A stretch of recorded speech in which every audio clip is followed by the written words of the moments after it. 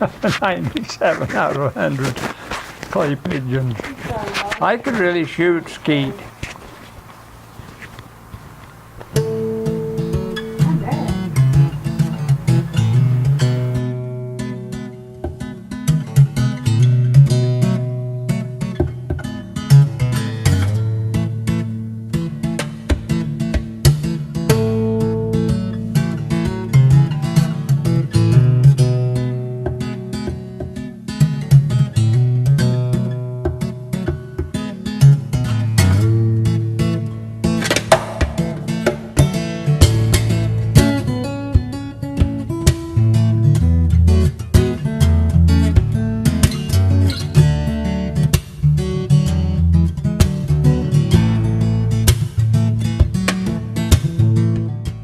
I'm Blaine Larson Olson. Deann Murray Archibald Olson. I was born October 17, 1935 in Wellsville, Utah. I was born October 18, 1937 in Logan, Utah.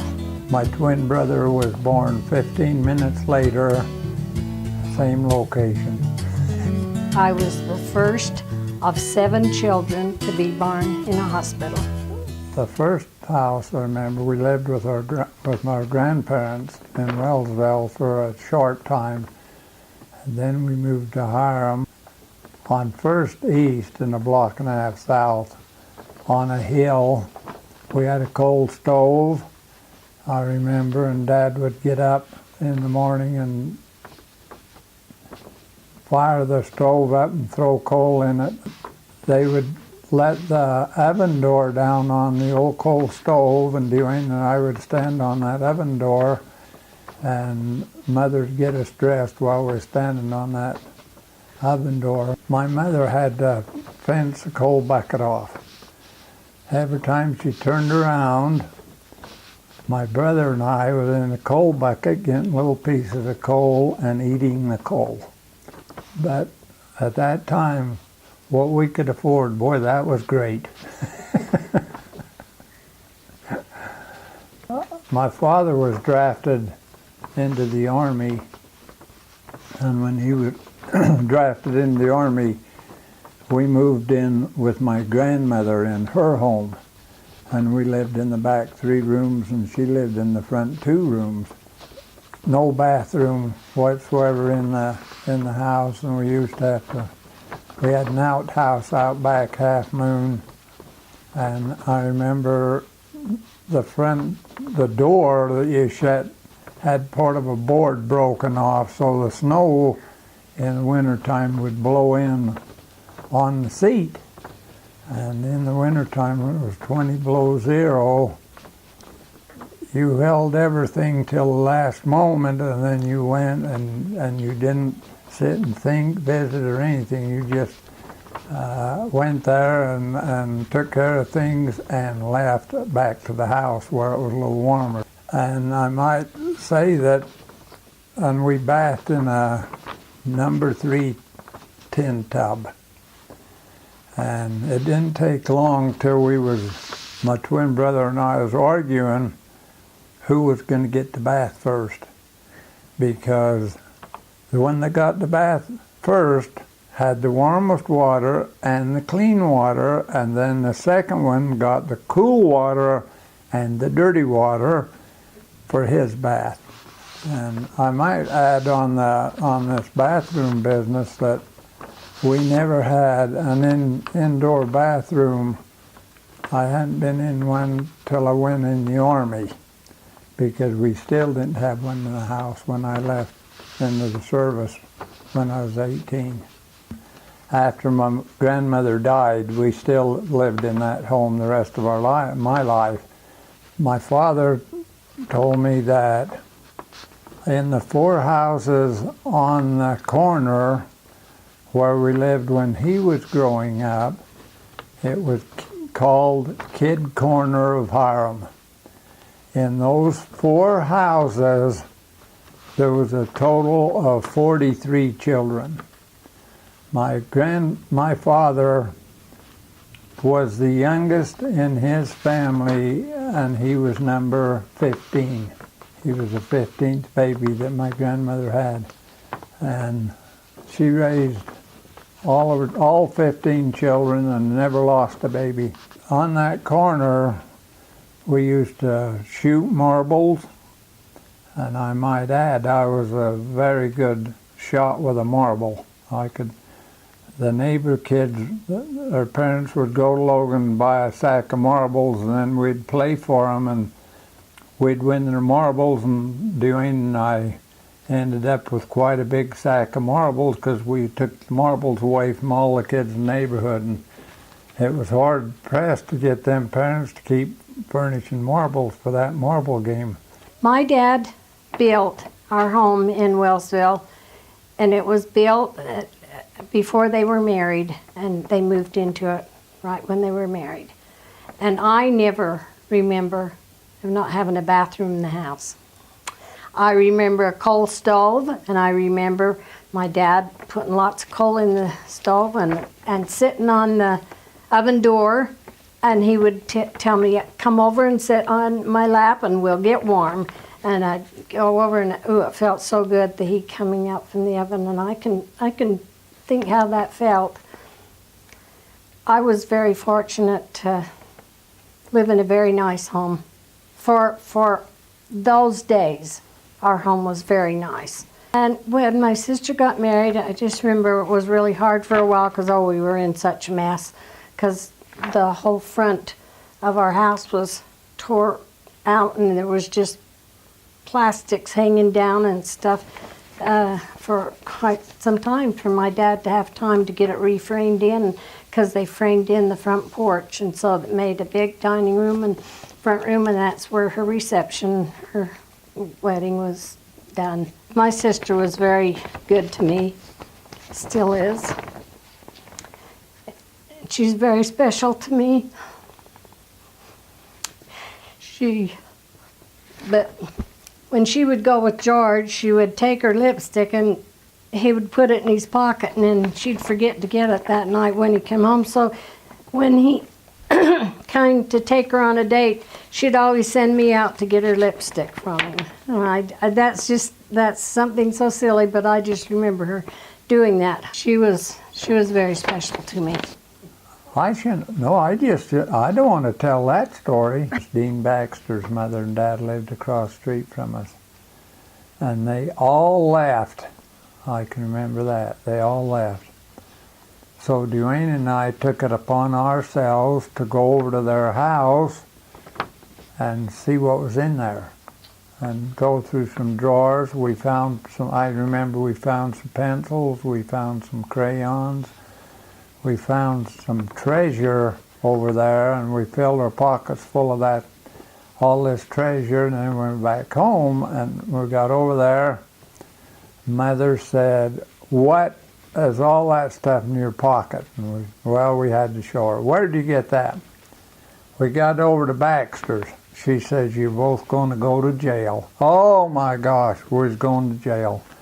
We're now a pair of thieves. Anyway, she says, "You take all that stuff back." Now, I don't know what the Baxters thought, because we took everything back, went in the front room. They had an easy chair there. We put everything in that easy chair and left.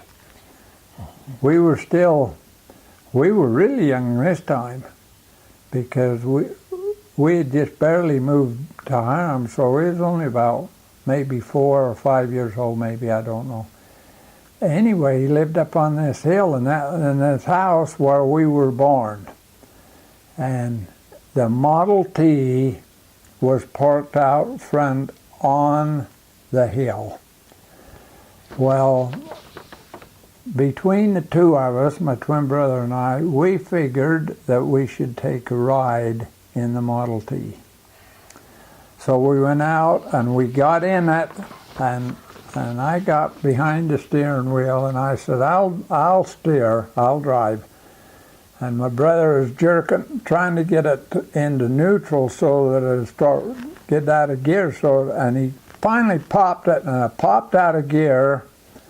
And I can still remember the truck just starting to go down that steep hill, and my grandfather saw us, and he come out, and there was about 3 steps up to the house. He jumped from there clear to the lawn, and he ran and jumped on the running board of the car with his head in there and got a hold of the steering wheel. And that upset me. I was the driver, designated. He leaned in there and steered the car, and we went all the way down that hill, down through the stop sign. Nobody had to brake, through the stop sign and halfway into the next block before that car stopped. And then my mother suggested that we didn't take that car or that Model T anymore. I remember when I was 11, because at 12 years old we could hunt pheasants and ducks, and we didn't have guns. So we worked all summer long, and we got enough money, both of us had enough money for a gun. So Dad took us to Logan. I remember we went over to Grant's Bike. Was it Grant's Bike? Anyway, went over to this bike shop and went in, and he said, I need a couple of single shot shotguns for these boys. Said, how much money have you got? I said, we got $18 each. And there was a salesman in there at that time, and he says, I've got 2 single shot 16 gauges out in my car. He went out and brought them in.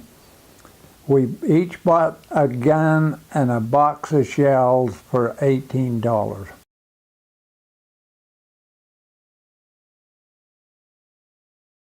But that's when my younger brother Deloy was born. We were 10 when he was born, and 15 when the girls was born. Mother took us. We got on the streetcar, and she says, we'll go over and see your mother. But we didn't get to see the baby. We couldn't see the baby, but she says, we'll go over and see your mom. She'd been gone 4 or 5 days.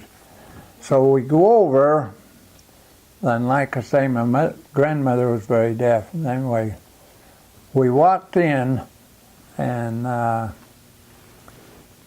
this old nurse, I can still remember, cross old thing, she said to my grandmother, how old are those boys? And she says, they're 10 years old. She says, they cannot come in this hospital until they're 12. So you can turn around and take them right back out, because they're not going up to see their mother. My grandmother says, okay. We walked out down the stairs of the hospital, out on the sidewalk. Grandma took us right around to the side of the hospital to an exit door around there that was open. That took us in upstairs, and we visited with Mother. Grandma got us in there. The first show of Frankenstein was playing, and we says, Grandma, we want to go see that show. She said, I don't know that we should go to that. Oh yes, we want to go to that. I have never been so scared in my life at Frankenstein when he reared up there and started stalking around. Oh, that movie scared me. When we left the theater, we had to walk 3 blocks home. I was hanging on to Grandma on one side, and my brother was hanging on to her on the other side. And when we went home, we told her, Grandma, we got to sleep with you, because we did not dare go get in our bed. I knew Frankenstein was going to get us. And that poor girl, one of us on one side and one the other side, and all 3 of us slept in that bed that night. We would not go get in our bed. The thing about my sisters, I was 15. almost 16 when they were born. I was 15 and a half. And I went in the service when I was 18. And when we come back, Deann and I got married 3 months after I got back, because we got engaged while I was in the service. And so I never really got to see them grow up, really. But I can tell you one story.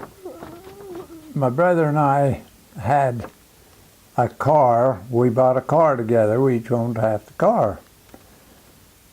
My mother was sick, and she says, you need to go down and get my mother, come up and help with the girls and that, because she was very sick. So we had this old Chevrolet, and it's 4-door, and the front doors swung out, and the back doors swung into the street. They quit building cars after that one, but anyway, the back doors opened into the highway, and I went to Wellsville, and we got my grandmother, and we was coming back. We come past the old South Cache High School down there, and into that dip, coming from high school up, and I was just going up that road, and my grandmother let out a scream and says, Blaine, she's fell out of the car. And I looked back down the road, and Joan, let's see, if I was 16, she wasn't 2 years old. She was rolling end over end up the street in that black top. Oh, I was doing about 35 miles an hour when that little child left that car. And you talk about scratched up and road burned. Oh my gosh, and she was bleeding. Loaded her in the car and went right to the doctor's office. Went in, he told him, and boy, he came and took us right in, and he checked her all over, and he said, I don't think there's any broken bones. And so he patched her up, and we took her, when I took her home and took her in, and my mother saw her, she just about fainted. She just, oh, that little girl looked bad. I thought I'd killed her for sure, but they don't build, after that, they didn't build the cars with the doors that swung out like that and threw you out of the car, but oh, that was a terrible day. I'm going to tell this so that our whole family knows that, because my mother didn't tell me this for a long time. After my brother was born, she had a very, very hard pregnancy and was so sick. And she said, I don't want to go through that again. I don't want to do it again. Well, 5 years later, my mother would go to bed and go to sleep, and here would come 2 little girls, Janet and Joan. And Mother says Joan always stood just a little behind Janet, just to the side, and Janet would say, please have us. Please let us come. Please have us. Please. My mother shrugged it off. They come 2 or 3 different times. My mother told my dad, they're driving me crazy. She says, I've got to have them. So anyway, she got pregnant, and Dr. Burgess was a doctor. So anyway, she'd go down there, and he would check, and she'd say, is there 2 heartbeats or 1? He says, 1 heartbeat is all there is, 1 baby. And my mother says, well, I'm going to have 2 girls. He says, no.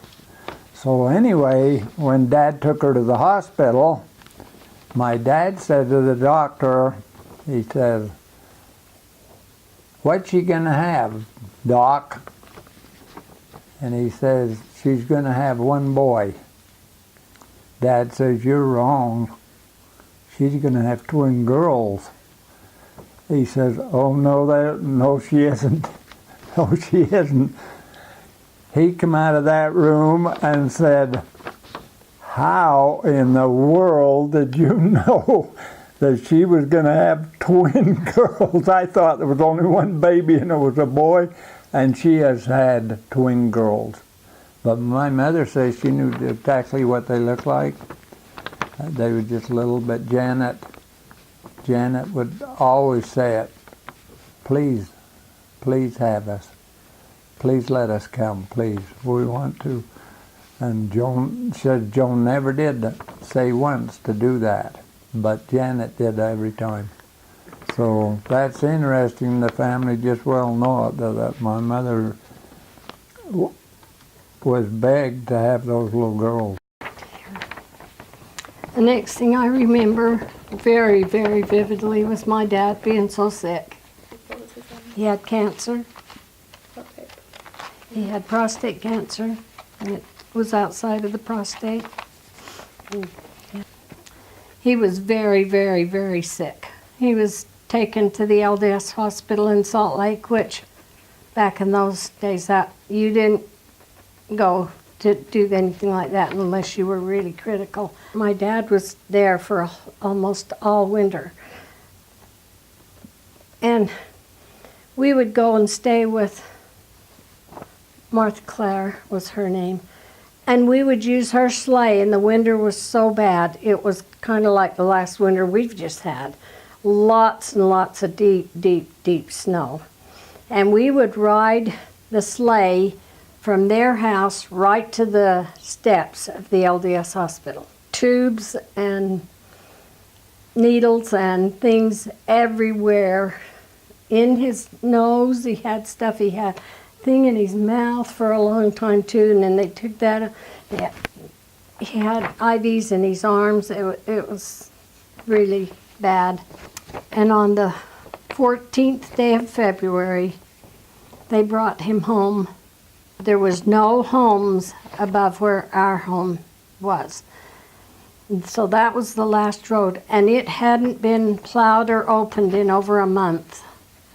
And my brothers had to go to the city and ask them if they would come, if they could come that day and make a pass so they could get my dad home.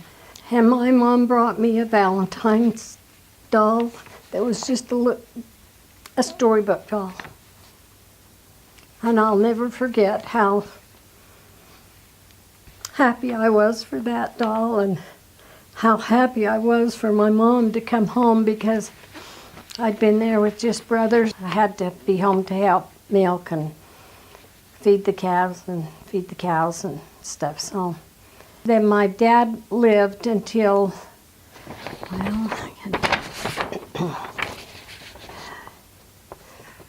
well, he lived almost a year. Anyway, but he was very sick.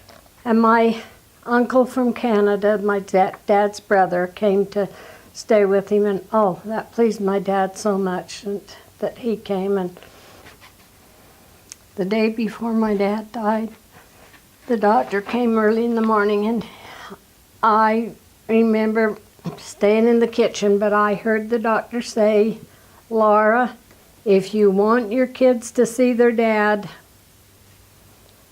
alive, call him and get him here today, because that's all he's got." And so she called, and everybody came, every one of them.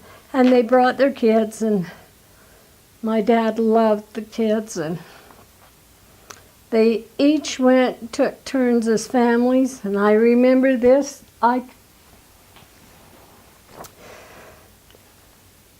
just like it was yesterday. And then the boys said, "Mom, go in and sit with Dad. We'll go to milk." And we went down to the pasture in the North Fields to milk. And we hadn't been there a half hour when our neighbor came, said, "Come home." And Mom had been in and sat with him. And she just sat down by him, and he said, "It's been a wonderful, wonderful day, Mom." I just remember how hard it was for us after, because that was a big adjustment for us to make, although we'd been doing it all winter and part of the summer. it was hard times from then on, because 2 brothers that were very young and me and my mom to run a farm. That was not easy, but we did it. And at that time, as you're a young person, you feel like you've missed out on a lot of things, and I did. But I'm grateful for one thing, that I learned to work and learned to appreciate how you felt after you accomplished something good, and that you found out things could be hard, but you could do it. So.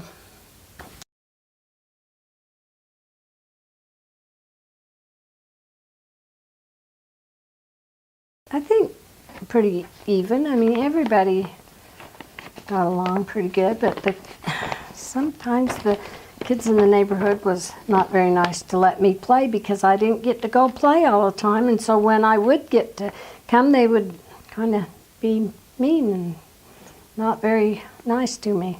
I love to play dolls and dress dolls and stuff like that. And so I had my doll, and I had a favorite doll, and I took it up to play it, and 3 of the other neighborhood girls were playing too with their dolls, and 2 of them were a year older than us. Well, 3 were older. They were older, a year older than me.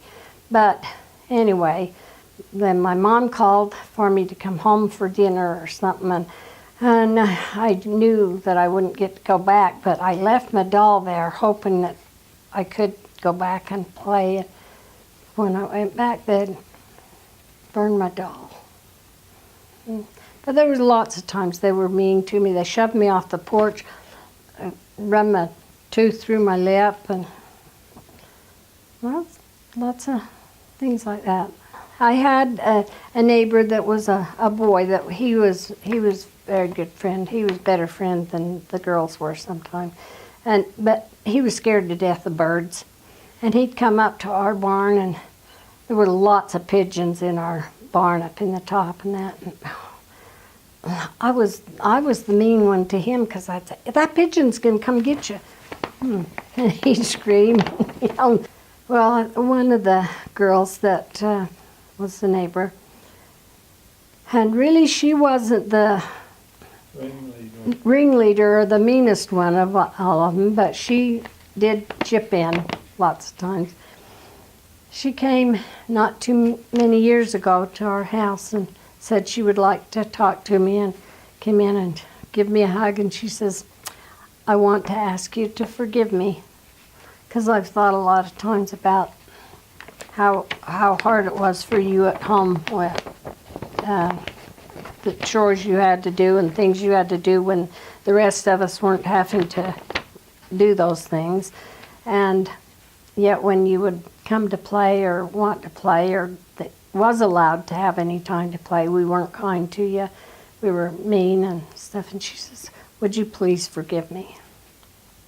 So that was very touching, and I hope I have forgiven her. It still hurts when you think about some things that yep.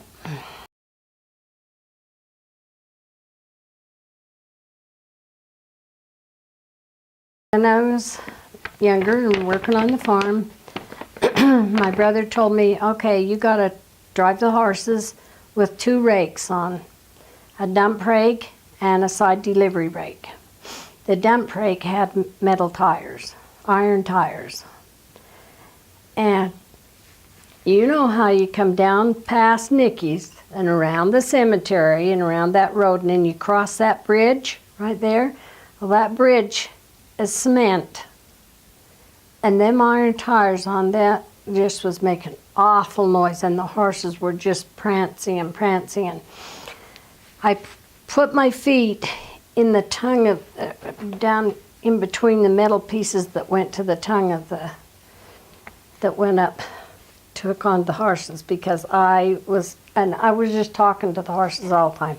slow down, slow down. It's okay, come on, just go slow. But all of a sudden they took off.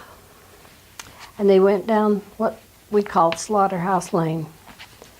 And they just wiped out the fence for, I think there was 12 or 14 something poles gone, and the wires were flying everywhere. And the one horse was cut bad from the wire too. I finally got him stopped, and I was just trembling all over. And I couldn't get, I got one foot out of the thing, but the reason I couldn't get my foot out too, my mother always made me wear my dad's work boots. I was the only one that could fit.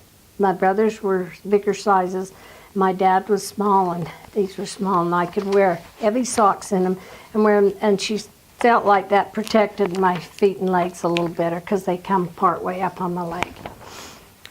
So anyway, I reached down and done them holding on to them horses, and they were just dancing around, and I couldn't get my foot out of the one, so I just had to the shoe out. So I had to pull out, and I got up and tied the horses up tight to the pole, and looked at the one that was bleeding, and went back and tried to pull my shoe. I still could not get it.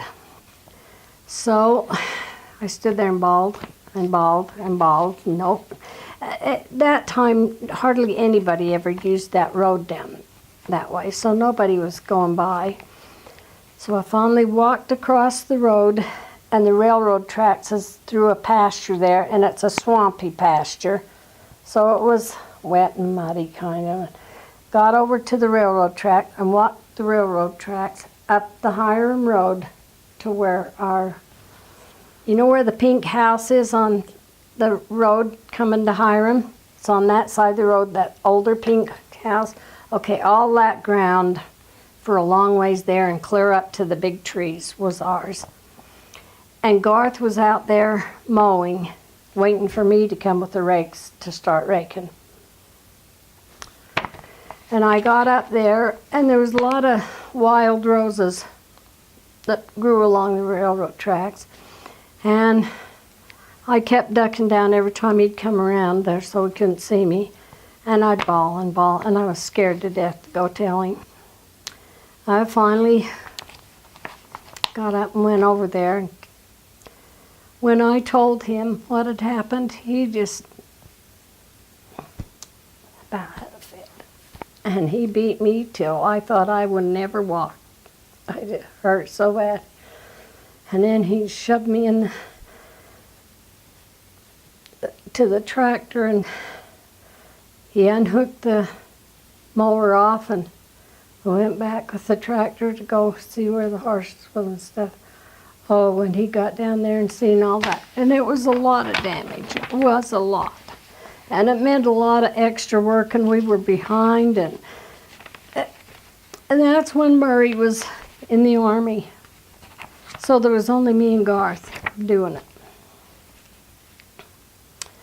Oh, he beat me again. And then he made me take the horses off the thing, and then he tried pulling the rakes back so we could get them. And we hooked the horses on the other side and pulled the rakes back out. And I can't remember even all how we finally got them turned around and so then he drove the horses home with the rakes and that. And at that time, I really couldn't drive the tractor very good. But he put me on the tractor and said, follow me home. So I did. And it was scaring me to death because them things were clear down there, and I'm hanging on that, and I'm barely sitting on the edge of the seat of the tractor. But we got home there, got it. And, you know, I used to just be angry at my mother because she never got after him for beating up on me when I do things that, and it wasn't my fault. really wasn't. He said that I spooked the horses, but I really didn't. I was trying to talk to them and trying to hold them back and keep them calm and that. But anyway, then he told me just stay there and go up and get the cows in the barn because he had to go back out and finish mowing that piece he was on. Oh, it was such a mess, and it took us such a long time to repair them rakes, and then we had to go fix the man's fence, all them replace posts, and it was a big job. I had really made a mess. I had. Another time I was up on the hill. Well, it's up where Marie's gravel pit is now, and I was harrowing, and I had 2 sets of harrows on behind the tractor, and like I said, I wasn't very big to drive them tractors, and I got a foot. Anyway, it slipped off of the thing, and it backed the tractor backed up over the harrows, and one of the harrows went up into the tractor, and it just shot fluid everywhere because those big, huge tractor wheels are full of fluid. It shot stuff everywhere, so I just shut the tractor off and went home, walked to the house and went in the back there, and Blaine had just come home from work. He used to work in Ogden. And I told him what I'd done, and he kicked the soup out of me, threw me in the fish pond, and it was slimy and dirty and icky because it had goldfish in it and had lilies planted on the top of it. And I was half scared of water anyway because I never got to go swimming and learn how to swim, so I hated water like that. So that wasn't fun either. So there was some times that were really hard, really hard.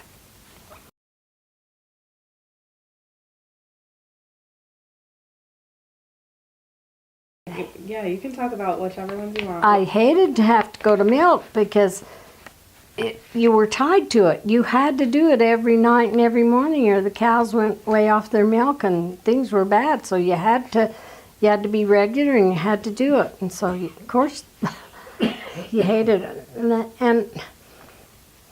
And I didn't like thinning beets either. That's a backbreaker.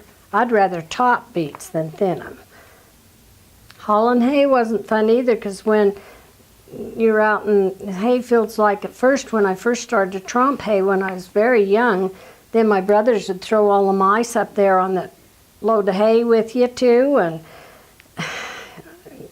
cover me with hay. Yeah, it was not fun. And you know, other kids or ones my age hated to go pick beans for money to earn for school money to have for school clothes. Oh, I was so thrilled when I could, if my brothers would let me go for the morning, then I would go as soon as we were through milking. They liked you to come at 5:30 or 6 o'clock, but they would let me come later. I'd catch up with what the other kids picking. They would have maybe a bucket or a half a bag or something, and I would catch up to them doing it because I was just so excited. That was easy work. That was so simple, and I was so happy to have that money for myself because my mom didn't give me money much at all. Maybe a dime or something, a nickel or something like that, but not to really have much. So I was excited to. I loved to go do that. But my mom did buy me a sewing machine and got married and my china set for my trousseau. And she did teach me how to crochet and how to embroidery and we did dish towels. And back then everybody had a trousseau. And I had a beautiful trousseau because my mother was good at embroidery work, and I got really good at doing pillowcases, and I think I had 10 sets of dish towels. I've still got some. You know, favorite toys and games. I guess that's why I like games so much now and play so. I get to play forever, kind of, because we never did that. we were so tired time we got in at nights and that you just was glad to get in bed. So just didn't.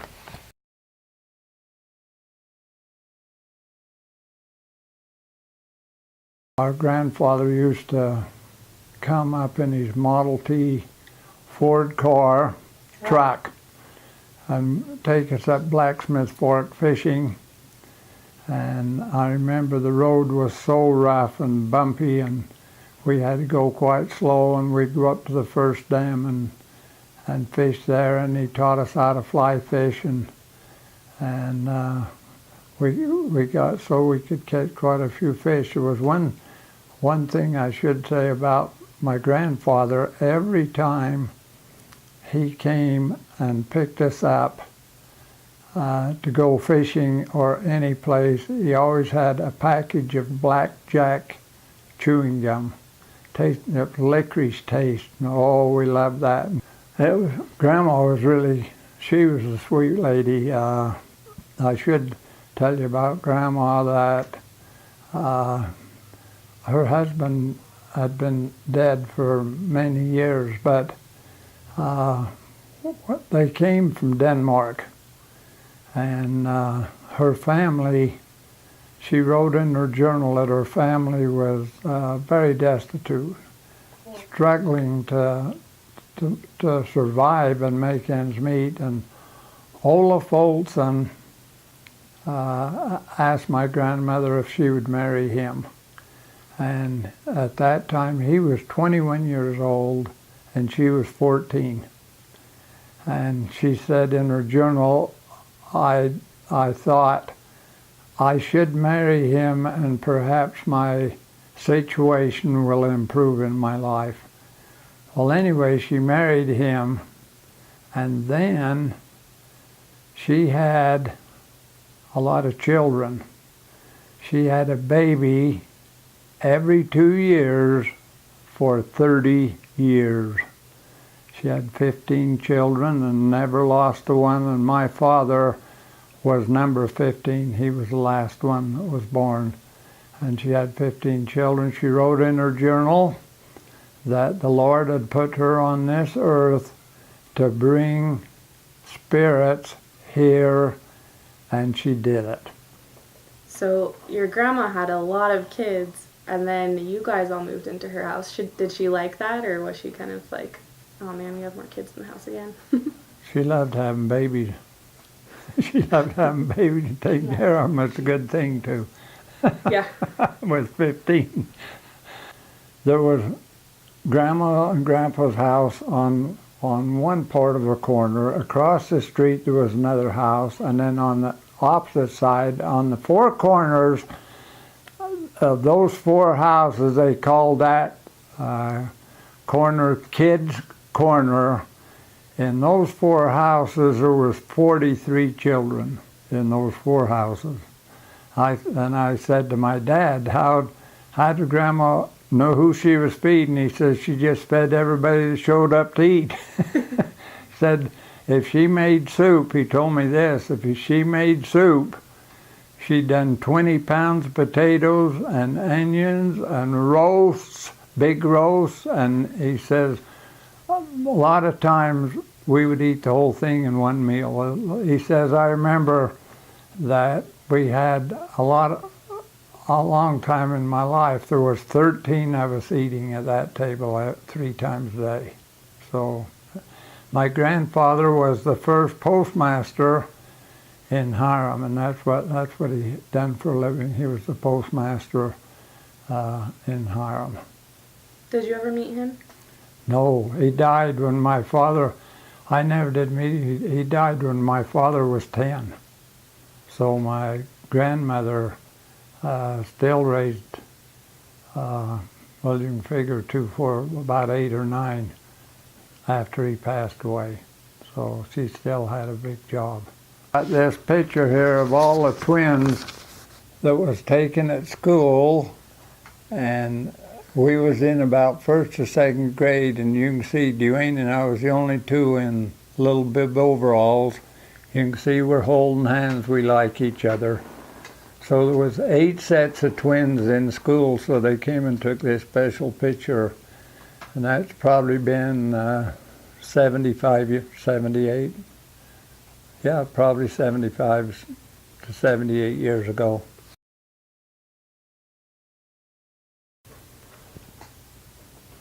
I just well tell it.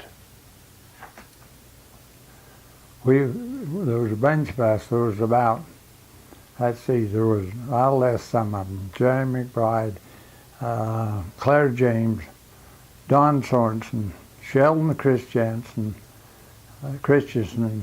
Larry Johansson, Ralph Hawes, and there was this group, and when the dam warmed up down there, we'd go to Jerry McBride's, and he lived up on the hill just above the dam, and there was a big steep bank down there, and it was quite a ways down to the dam, and we would go down there and skinny dip, take our clothes off and swim in the dam and chase and throw mud and build a fire to get warm, so we'd warm up a little. And then one day there was the neighbor girl up on top of the hill looking down there while we was running around.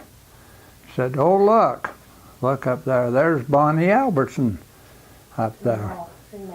And then we was all pointing at her, and she kind of vanished. Well, we went down the next day and we looked up there was 4 girls up there.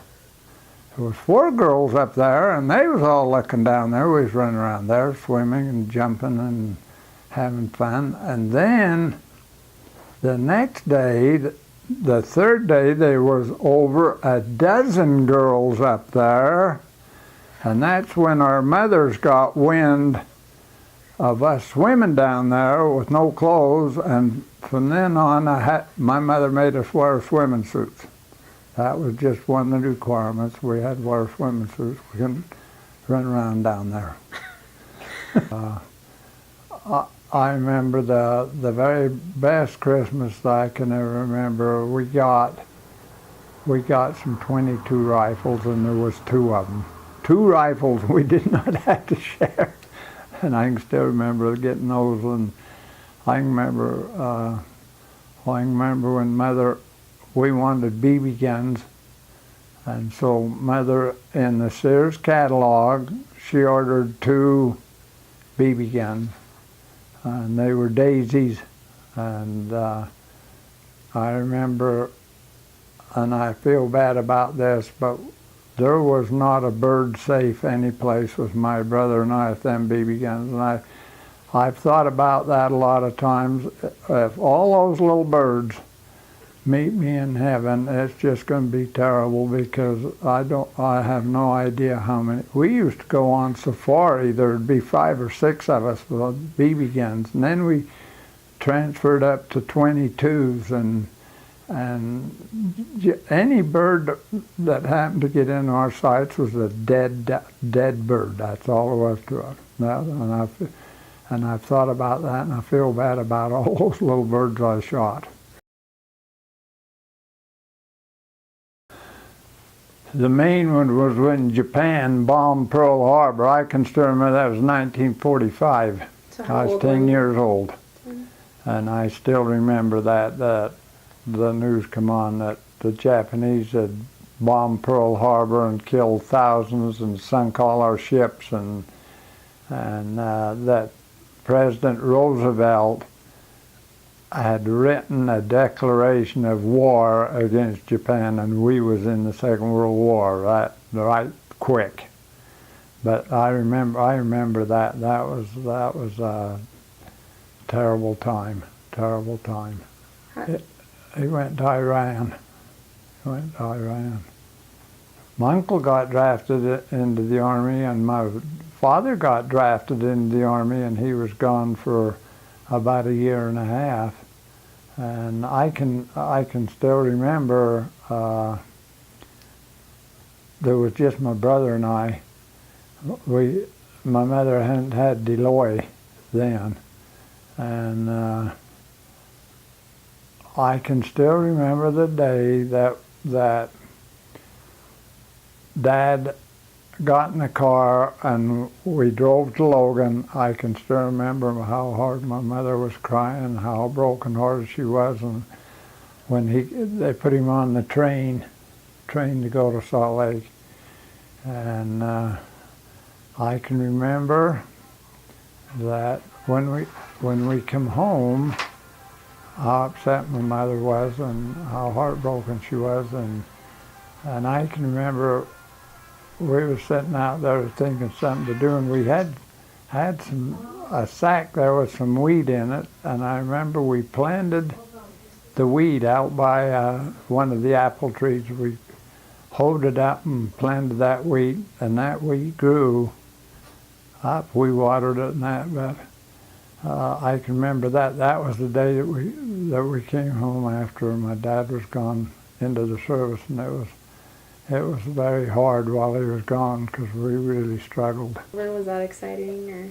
Yes, it was. I remember that my mom and dad were so relieved, and my mom just so grateful. And when we'd have our family prayers and stuff, she would always thank Father in Heaven for helping to. I can remember that when she'd pray, that she would thank him for helping to get this over with, so that her boys didn't have to go and fight and be hurt and stuff. So yeah, that was. But I also remember during those times when sugar was rationed and flour and lots of things. You had. I can remember my mom having books of stamps, and you'd have to go and tear out pages and give them so many stamps for certain things, and she would then take them home and save them. When we cut our grain in the fall, we took it to the mill in Logan, and then later we could go and get so many bags of flour for ourselves, and they were put in a closet off from Clayton's bedroom upstairs that was out in the attic, like, and it was cool. And I don't remember.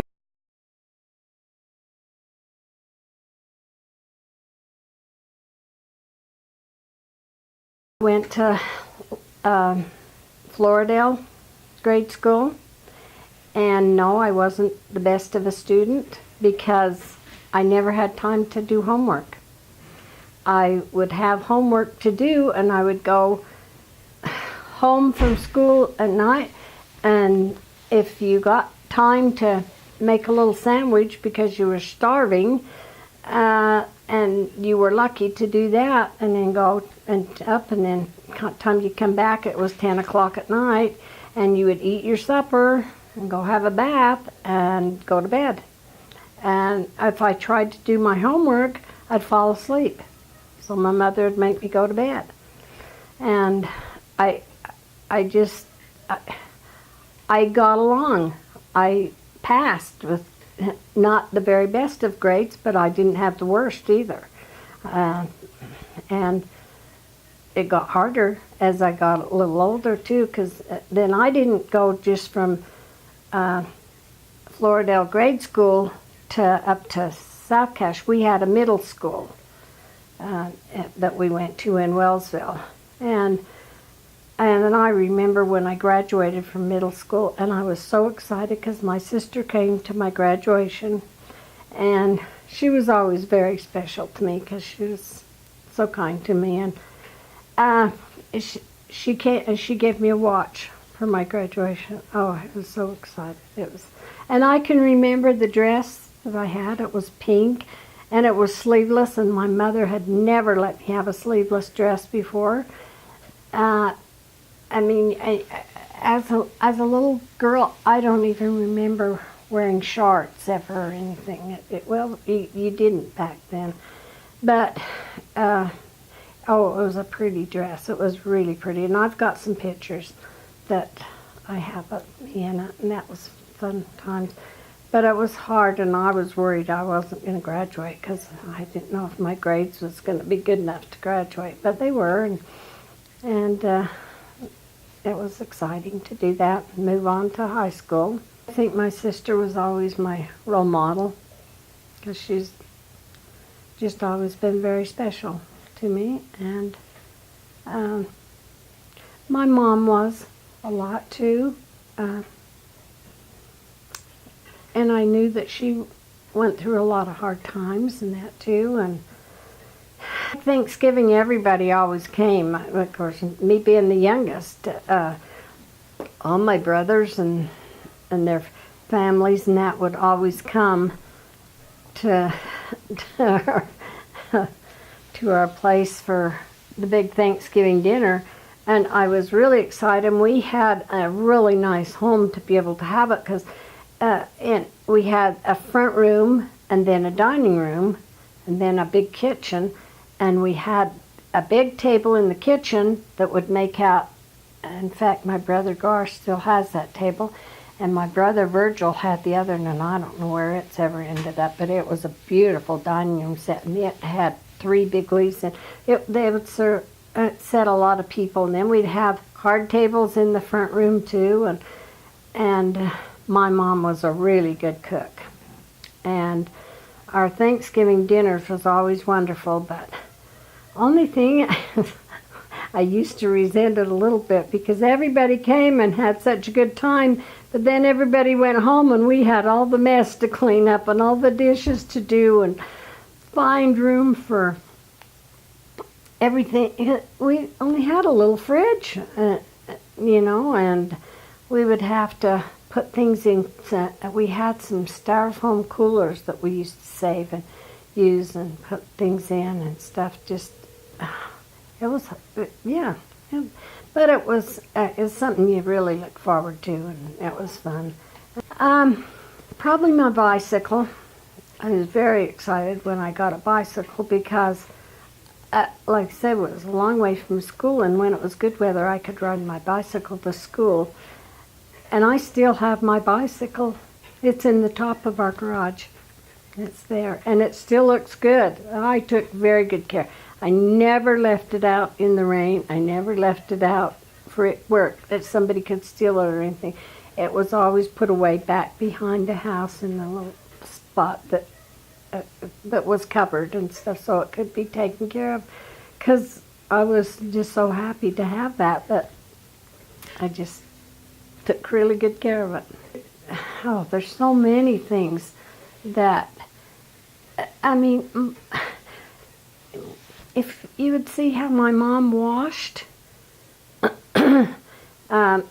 she used to wash on a board at first when I remember, and then I remember when she got the wringer washer, and even that was a lot of work, filling that up. And we had it down in the basement because you had to, and then we moved it up to the back porch, and that was helpful. But, I think if she would be here now and see the washer and dryer and think we were spoiled rotten, because I don't know how she got through all that she did with so much laundry to do with boys and all of us, and cooking. I mean, because we're so spoiled now, we were running by a hamburger, we didn't never do things like that. It amazes me when I think of the comforts that we have now, a freezer to freeze your meat in and stuff and have your own. Finally, they got a freezing place in the grocery store, in the back of the grocery store, and you could rent a locker there. In fact, when I first started working at the Hiram drugstore, they still had those lockers down there, and we rented them out for a long time because people didn't have their own freezers. I mean, there's. We had one there. Yes, we did. We had a locker there, and there's just so many wonderful, wonderful things that you grandkids take for granted. And they're, oh, They're so wonderful. Things are so different from what they were when we were growing up. I mean, like Grandpa said, entertainment for you kids, for our grandkids, is so different because you got the video games and all those kind of things that you do. We didn't have any kind of things like that. We made our own games, and you didn't even buy games a lot. You didn't. I don't even remember putting a puzzle together till I was older either. We didn't have time to do them, so we didn't have them around at our house. If they were available, I didn't know it because we didn't have any. But you went and played kick the can and Andy I over, and we were just so glad to get a half hour to run and play and do something that it didn't matter what we done, just so we could play some games or do something. And maybe that's why I enjoy games so much still today, because I never really got to play a lot of them or for very long a time. So we, in fact, with friends, we'd just get side chosen up and ready to go, and somebody would call me and say, "Come on, we got to go to the barn, got to go to milk, got to go haul a load of hay, or we got to go do something." And so I didn't get to stay and play with them. So just it's you grandkids are so lucky, so lucky, so blessed to be in the families that you're in and have the opportunities that you have, because you've got to do so much. And I'm so happy that you have. I'm really happy that you have. My mom was great at teaching me to crochet. She taught me about everything, embroidering, and helped me. I had a beautiful trousseau, didn't I? I mean, rooms full, not just a little bit. And my mom made quilts for me. I think I had 5 quilts in my trousseau. It was beautiful. And I think I had about 12 sets of pillowcases that between my mom and I we had done. And I would embroider them and she would crochet them at first. And then she taught me to crochet too. And young women's, they would teach those things. They would always get my mom to come and help. And she was really good at stuff like that. When I was a teenager, Jansen sweaters were the big thing. And that was one thing that my mom was very good about. When it came fall, she would buy me one new and they were expensive for those days. I mean, there was a lot of kids in school that couldn't have them, so I felt really good. I had, in fact, the picture downstairs in the family room with me, I have a Jansen sweater on. And white buck shoes was the big thing, and I had 2 or else 3 pair of those as I grew out of them or wore them out, and they were very comfortable shoes, and they looked really nice if you kept them white and polished and that. And my mother would always say, "I think it's time for you to clean your shoes." It was very exciting to graduate, and my oldest brother came, and wife, and my sister came. It was really exciting to have family come, and I was engaged at the time to Grandpa, but he was in Germany still. But I knew he was coming home pretty soon, and so my goals and that were to get married and get on with life. I'm grateful for a lot of it because it taught me to work. I'm so grateful that I may not know the very best way of doing something, but I know how to work. And I'm grateful for the feeling of accomplishment that work gives me. And my mom taught me that. She always said, if you do something and it's worthwhile and you give it your very best and you do your best, you'll always feel good about it.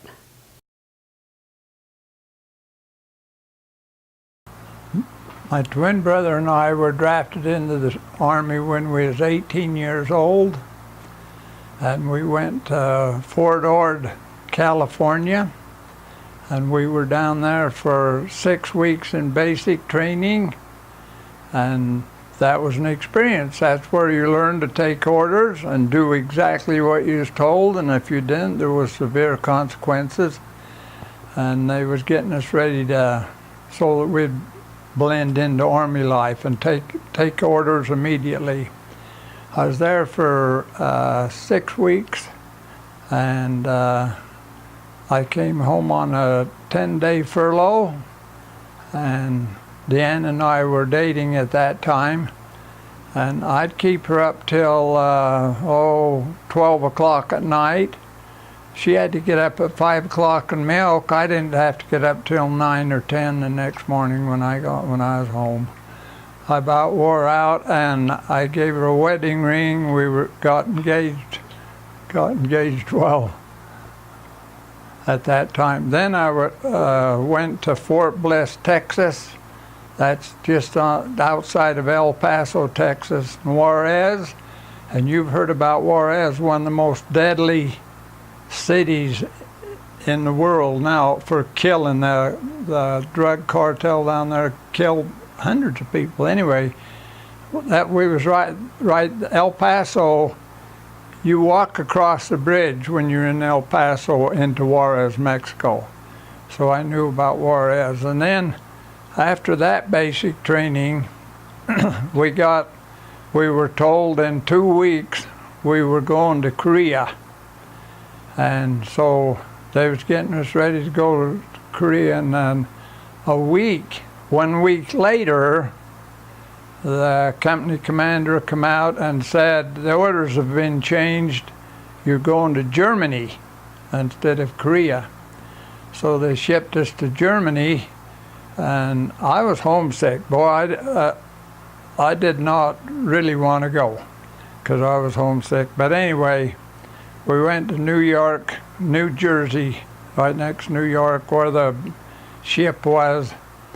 And we got on this little 2-stack tub, and there was, now get this, there was guys sick throwing up before they undone the anchor, before they put us out.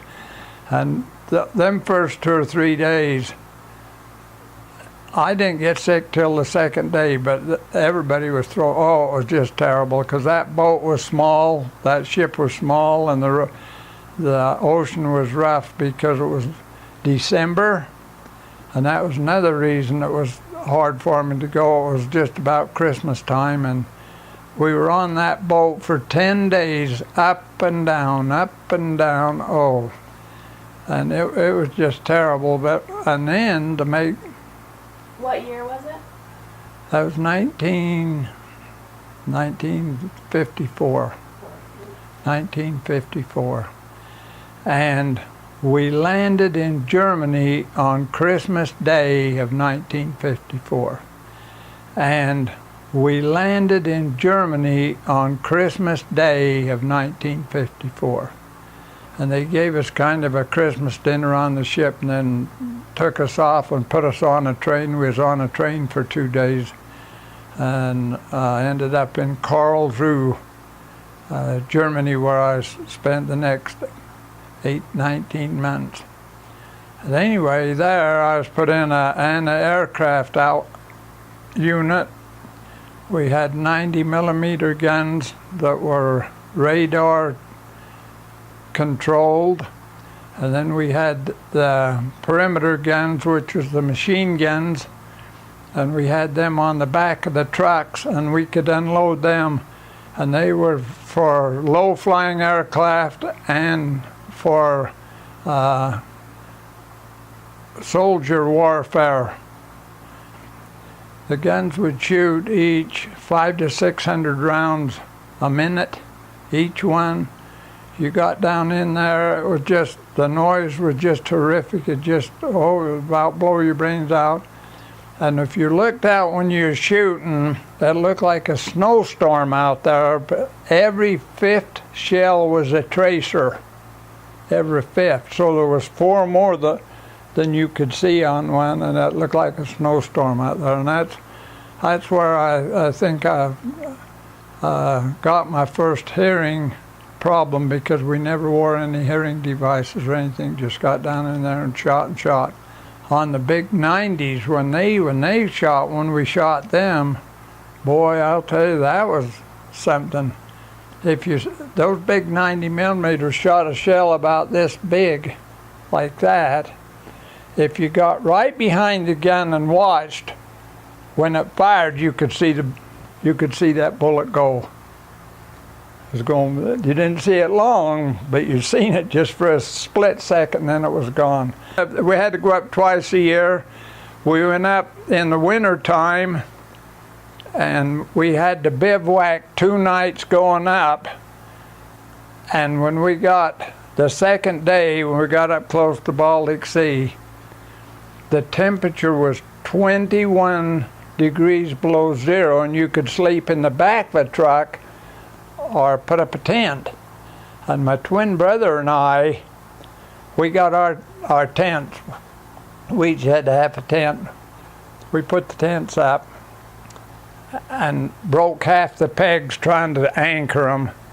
And then we covered the tents with snow up till about this much left showing.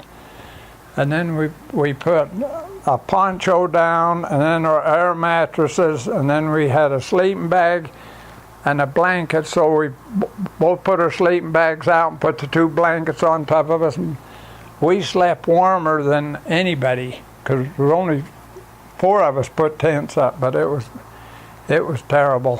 When we was in Fort Ord, we'd been there about 2 weeks, and there was 4 sets of twins in our company. The company commander called us in and said, there is a law passed that twins can stay together unless they're sent in to combat. Now, if you're sent into combat, then the Sullivan Act came into play.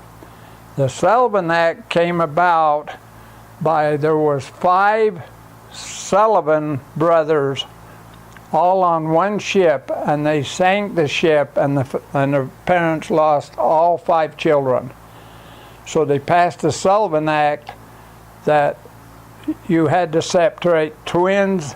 In case of a combat, you had to separate brothers also, because they didn't want them all killed on one ship anymore. There was a master sergeant that we knew. His name was Sergeant Markham. He said, have you ever shot skeet before? I said, no, we've shot trap. We've never shot skeet.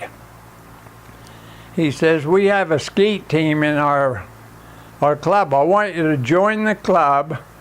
Costs $5. I want you to join the club. I want you to start shooting, and as quick as you can outshoot one of the guys on our team, you're on. And so we both joined the club, and he had a little Browning over and under. Oh, it was a nice little gun. He let us take his gun. And 2.5 weeks later, we was both on the team, and we stayed on there for over a year. Went all over Europe shooting, and he was, the sergeant was really a good shot, but my brother and I got to be very good shots, and my average for the last 3 months when I was over there, my average was over 97 out of 100.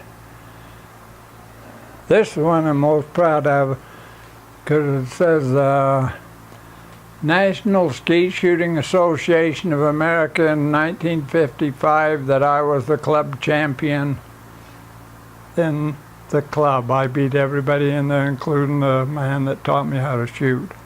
So that is a very special patch right there. And we had shooting jackets, and some of them sewed them on, but the sergeant said when we left we had to turn the shooting jackets in, so I never did get them sewed on. But all of these patches, we went all over Germany shooting skeet. And what's interesting, this master sergeant was over the Rod and Gun Club. He and our first sergeant were buddies. And so Sergeant Markham would say, we got a skeet shoot in Munich. So I need the Olsen boys, I need them Friday, Saturday, and Sunday, and I'll have them back Monday. Now the rule in our company was that you could only get a one-night pass. That's all.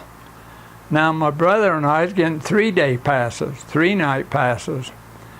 And the first sergeant, he says, that's good for me. So my brother and I was the only two in our company that could get a 5-day pass, while the rest had to only get a one-night pass. That was a highlight of my Army experience, was traveling all over Germany shooting in skeet shoots. Bishop, when we went in the Army, the Bishop told us, he said, now, when you go in the Army, I want to tell you something. You're both missionaries. You're going to be good missionaries or not good missionaries. But he said, if you live the gospel in the Army, you're going to be good missionaries, but I will tell you one thing. The people around you will know that you are different immediately. And that was so true, boy.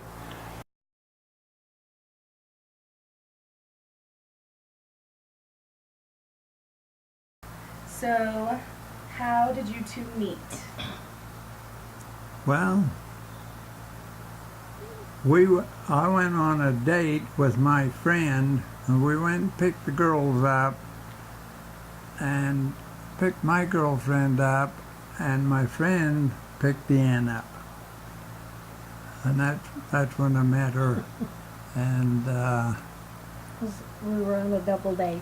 we were on a double date. One Sunday afternoon, I was out shooting basketball hooks on my old basketball thing, and this Ford car comes by, and Grandma is driving it with her friend. And I looked out there. Now this is the truth. I looked out there and I said, Self, you got to go with that girl. That is an important girl. No kidding. That's come right to my mind. That's an important. How old were we? 16.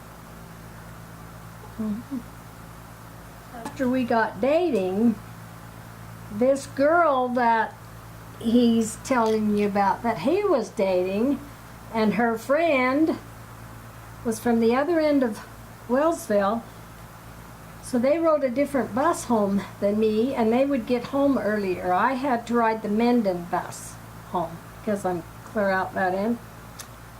And by the time I would get dropped off, they would be home and get in their car and come and throw stuff at me all the way when I was walking home. They'd throw stuff out of the car window and throw at me and yell terrible things. And my oldest brother was there one day, and he heard some of the stuff as they went past our place and stuff, and he said, you call that guy and you tell him you don't want any more to do with him. That you don't have to be treated like that or put up with that. I told him, I don't call me anymore, and just tell him it's off, and so that they'll leave me alone. And so he did call them, but they were still. They were still mean at school, but they didn't chase in the car no more. They didn't chase me in the car, but we had PE. I had a PE class with one of them, and we'd play dodgeball, and I thought she was gonna smash me right into the wall for sure. He was just always very nice to me, and very took her dancing. Special. Yeah, took me dancing and just have hamburgers and things like that. I never done stuff like that. We didn't do stuff like that. So it was fun. We got engaged. I was telling you in that Army part that when I was home on a furlough, On leave. I bought her a ring, and the poor thing had to wait 2 years for me. I was know only a junior in high school. It was fine. My mom was really worried about it. Thought I shouldn't do it, but kept telling her it's gonna be okay. It's gonna be okay. And yes, we got married 3 weeks after I got home. where did we? What? No, you give it to me before we went anywhere. Within. We was going to the dance. Yeah, we was sitting in that front yard, and he give me this ring and asked me if I'd wait for him and marry him, and I said, You didn't wait Yes. that long. You grabbed that ring and you put that on, No, and you you put said, it "Yes, on." I will." And in the house, you went to show her mother. I think just for the record, we need to have the story that Grandpa usually tells when people ask him that. Just to have. What? She wants, just for the record, to have the story that you always tell about this. You've heard it. Yeah. Just, okay, tell it. One Oh. more time. Okay. This little farm girl was milking every night, every morning, hauling hay, working in the beach, day in and day out, and I thought, this is where I make my move. So I called her on the phone and I says, "Deann?" She says, "Yes." I says, "Will you marry me?" "Yes, yes, yes, I will." Who am I talking to? Is that awful? That girl wanted off the farm.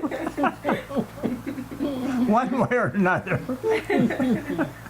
I told that my twin brother and I were doing a program at the senior center, and her brother, 2 brothers and her sister were there, and I told that, and not one of the 3 of them laughed. They didn't think that was funny.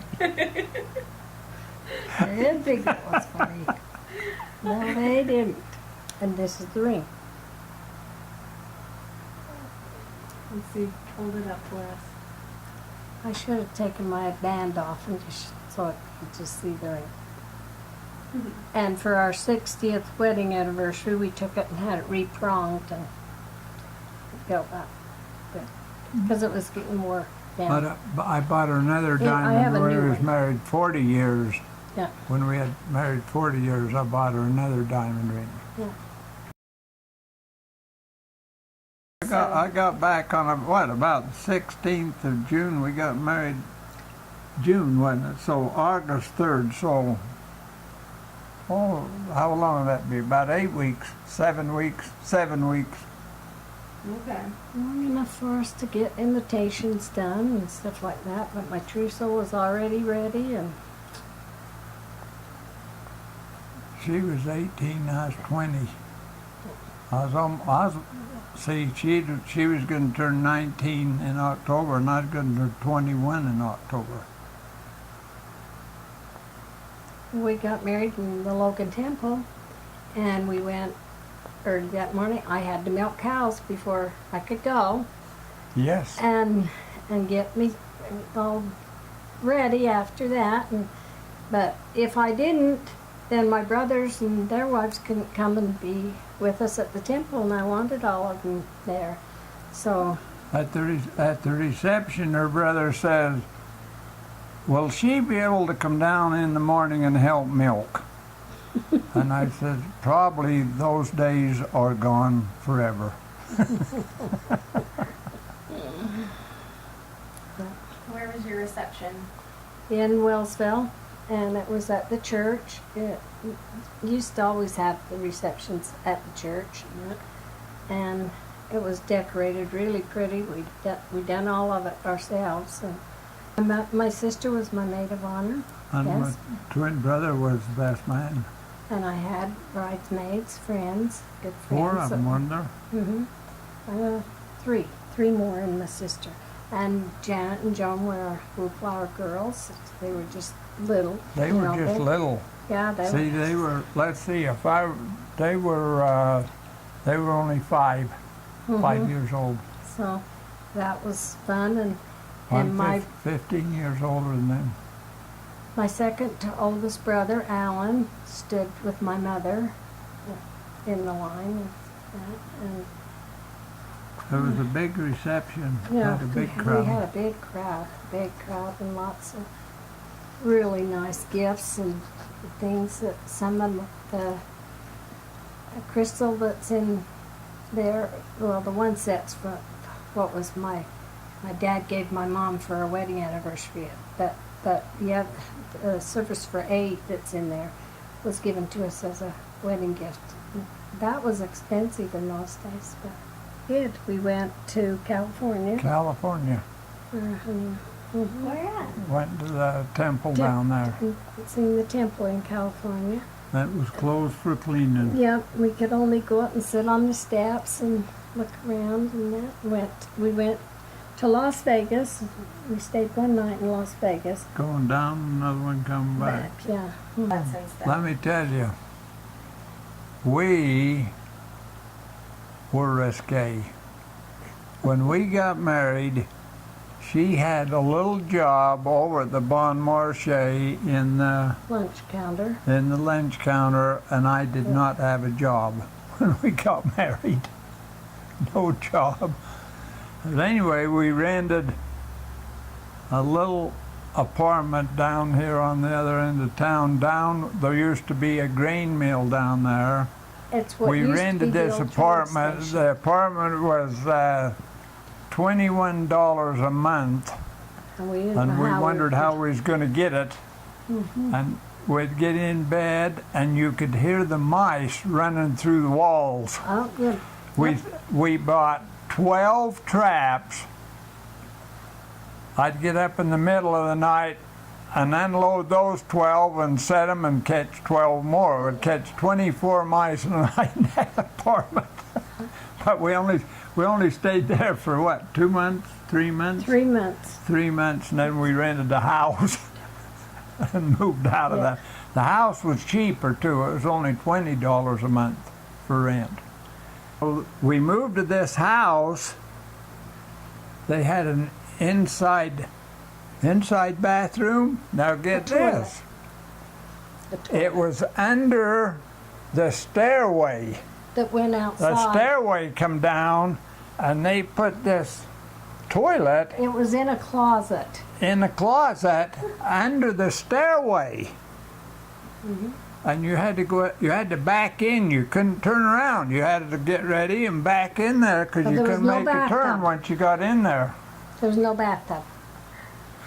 And then Grandma found out how to bath in, and we bought another number 3 tin tub, and she learned how to bath in that too. We done that for 4 or 5 months before we bought that other house. We done that for 7 months. Did we? Yeah. Okay. Went to Hillfield and worked for a Hillfield, contractor down there. Doing that. Building cement buildings in Hillfield. And then my father came one day and said they're going to hire an electrician in Harm City. And he went and talked to this one guy he knew. He said, go down and put an application in. So I went down and put an application in, and they hired me, so I became assistant electrician for Harm City. Now, after 7 months, we bought a house After we down lived on there Main 7 Street, months. down there, and it was an old house. It was old, but it had the most wonderful bathtub in it you could imagine. It was one of those sway back like that Oh, and down with feet. oh, You know, it feet had on the it, feet yeah. out there, and you could get was in so there and comfortable. just lounge. Oh, I could get in there and just have a nice nap. Have a nap once in a while. I got to tell you a story about the bathtub. I had been out deer hunting all day in the This was snow, after we'd been there for a couple years, trying to get probably. meat for the family so we didn't starve during the winter. I come in there with my boots and my wet clothes, and I went in that bathroom, and she just mopped it. She says, I'm gonna wax the floor, so take your clothes out of there. Now I'm cold and miserable. Undo my shoes, my pants, shirt, underwear. Left them right there on the floor. Jump in that tub, right up to there, and I'm just splash, splash, splash.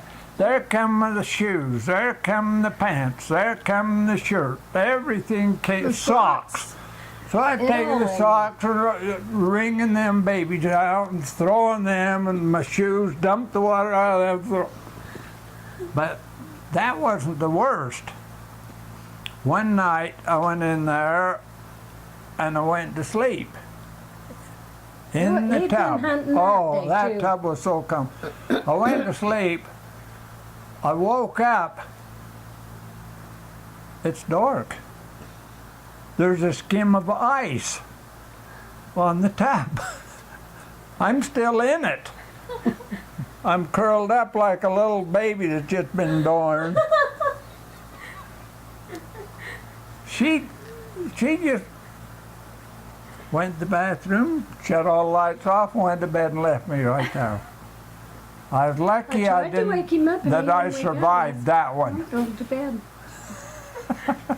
When we moved there, I just walked across the street and I was to work. Just walked over there and I was to work and walked back. We got paid $310 a month. You got One paid check $1 a That's month. So we bought our food, paid our bills for the Filled the car house with and some gas. furniture we had, and the car payment. We filled the car with gas. Filled the car with gas. A lot of times that car ran out of gas and sat there for 2 weeks and never moved. Just sat there, no gas in it. If we had to go And now get this, I got her hooked on Pepsi-Cola. I'd never had pop when we Anyway, got we married. got married, I got her hooked. Now she's still hooked on it, Diet Coke. This was Pepsi. When we would shop, we would buy 1 6-pack bottles of Pepsi, and that had last us the month. That was it. So we open one bottle and share it, Usually on the weekend. and there wasn't ever one a week or something. I had a VA schooling. Now I'll tell you how corrupt Hiram City was. The people in Hiram City. I'll tell you how corrupt they were. The officials that run the VA program came there with me to the office and said, okay, we will do schooling for him, and we're going to pay, I think, about 50%. That was half of your We're going to pay 50% of his wage, and you only have to pay 50% to the city. So now I'm making 160 from them, 155 from them. And the VA paid And us the $1.55. agreement was in that every 3 months they dropped $20-some or something like that. Every As he 3 started months to it get dropped 20. trained. Till we got up to the 3 years, the city was paying the whole 310. And the agreement was after the 3 years that I would go to $3.50 an hour, just like the other guy. That I would, and that was the agreement. I only had about a month or two to go, and my boss says, you're not going to like what the city's doing. I said, what are they doing? He says, they're going to cut your wage. You're not going to $3.50. you're going to $275 a month. They're dropping your wage back instead of increasing. I said, you got to be kidding. No, boy, I jumped in that city truck. I went down that city councilman, and I went in there and I said, am I getting a raise in 2 months like I'm supposed to or not? He says, we can't afford that. I said, you agreed to that. Well, we can't afford it. We can't afford it. We're not doing it. We're cutting your wage back. If you don't want it, okay, we'll hire someone else cheaper. That was after 3 years working for him. So, boy, I went to Logan the next day and put in an application, and 2 weeks later I was working at Thiokol, and I worked out there for 33 and a half years. And that was the best move, to leave the city and go out there. Although I had to drive, the benefits were 10 times better, the wages was better, the benefits was better, everything was better than Harlem City, everything. I was what they call a plant operator, and we mixed propellants. Now it's interesting how that company came about. They were trying to develop a new rubber product. They mixed all this stuff up, and it burned like you wouldn't believe. It turned it into a propellant, and that's where that company started from then.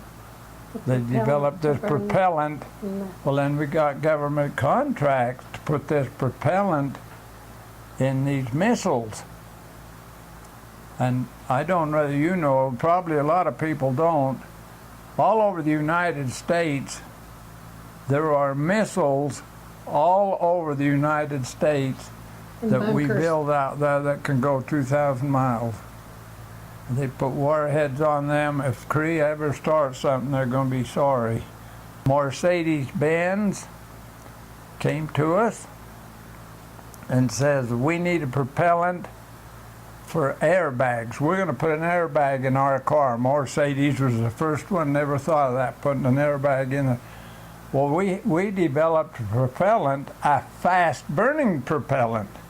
Now, it burns so rapidly when your bumper hits an object like that, it ignites that propellant burns and blows that airbag out, and you hit the airbag instead of the windshield. It burns that fast. Now, there's a difference between, we couldn't put an explosive one in there, blow your head off. Had to be a rapid burn propellant. We developed that, and that's the first airbags ever put in a car. I worked out there 3 years, and I was the plant operator, and things would get slow out there, and we'd paint buildings, and we'd monkey around waiting for another contract to come. They couldn't lay anybody off because they had to have one. There was government work, so the government kept paying to keep us out there, and we'd paint the building. Sometimes we would paint the bays in our building, had different bays. Day shift would paint them one color, swing shift would paint them another color. Graveyard would paint them another color. They was getting paid 3 times a day. And I told Deann, I says, I've got to get a transfer, or I have got to quit. I can't stand it. I said, I can't stand painting over paint that's been paint over paint for 2 or 3 weeks, and then we'd work for a while, and then we'd get another lull. And there was an opening in the electric department, and I went and applied for that, and I got in the electric department. Was I happy? We was busy from then on. And I worked as an electrician 15 years, and as a foreman for 18 years out there, 33 and a half years. Tell me about it. What happened on that is one of the motors, when they start up, there was 2 of them big ones, They was 60 feet, 320s put together with this big nozzle. And both motors generated 3.5 million pounds thrust. Now, when they sit there and they'd get a countdown, they'd hit the liquid one, and if things weren't right, they shut her down. Once you push the button on ours, you're going no matter what, because it's going till it burns every speck of. Well, it was going up there, and one of the seals failed.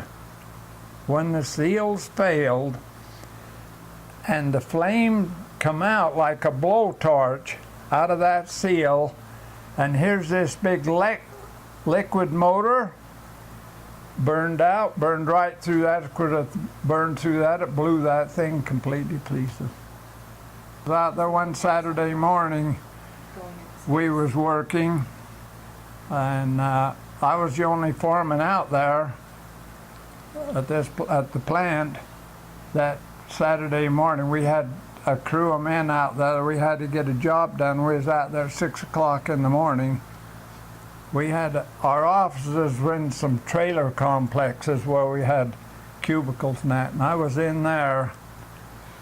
All at once, that trailer just went just like that. And you talk about an explosion. I thought, holy cow, what have those guys done? I didn't know what had happened out there. I went out, I could see the flames. I jumped my truck and drove around.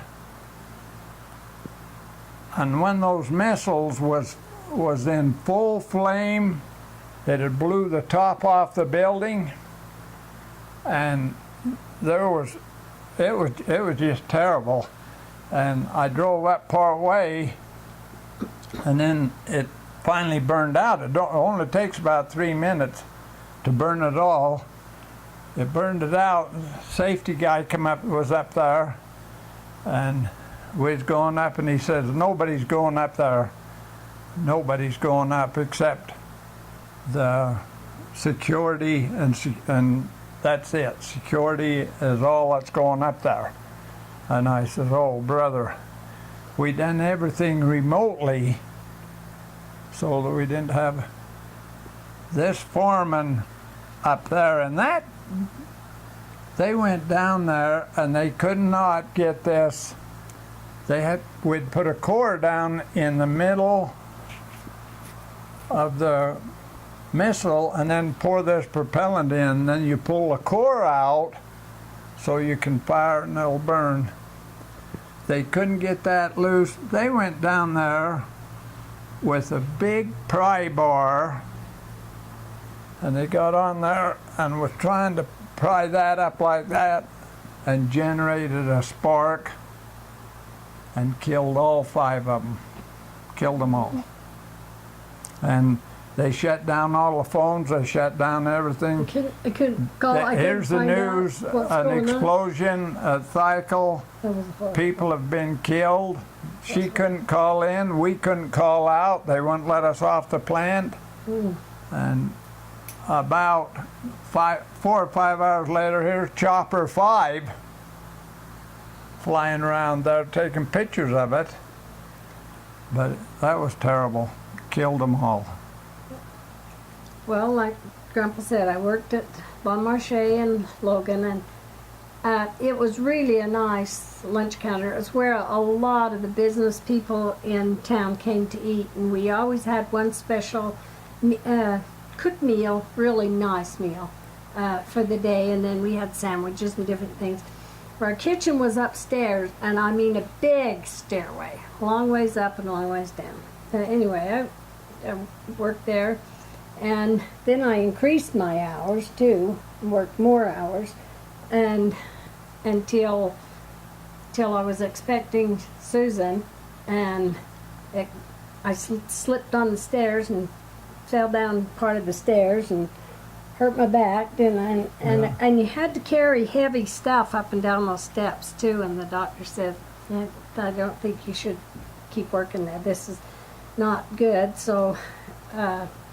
then I had to quit and didn't work till after she was born. Home, I tended children, sometimes 5 besides my own, which was Debbie and Susan at the time, just then, when we lived down on Main Street.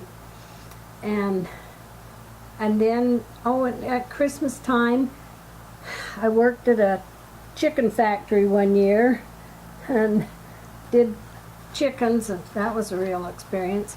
And I would crochet handkerchiefs, and Grandpa would go sell the handkerchiefs and sell stuff that I made to have money to get things for Christmas. And we just did a lot of different things like that to help with money. And then I didn't really work a regular job until when Michael went to school. And then you worked at... And then I worked at Reed's Pharmacy for over 30 years. I just loved being around people. I enjoyed the people that come there. And the thing that I liked the very best about it too, and you know, since after you've done something, you know, you wish you done something different, because I could have had a retirement or something if I'd have worked somewhere else, which I didn't have from there. But the thing I liked about it was I didn't have to go to work till the kids were going to school. I was through when the kids came home from school, or right shortly after. And during the summer, there was a lot of the young girls that would come there to work that wanted more hours, and so all I did was go days, and I could go whenever I wanted to go and do my orders because I took care of certain departments in the store all the time, and I'd just go to make my orders and do what I needed to do, and then I could come home. Or like when Michael was running all the time at Mountain Crest and places like that, I could be off and go and watch him and go to things that you know, where if I'd have been somewhere else, I couldn't have done that. And I wanted to do that, and so it was good.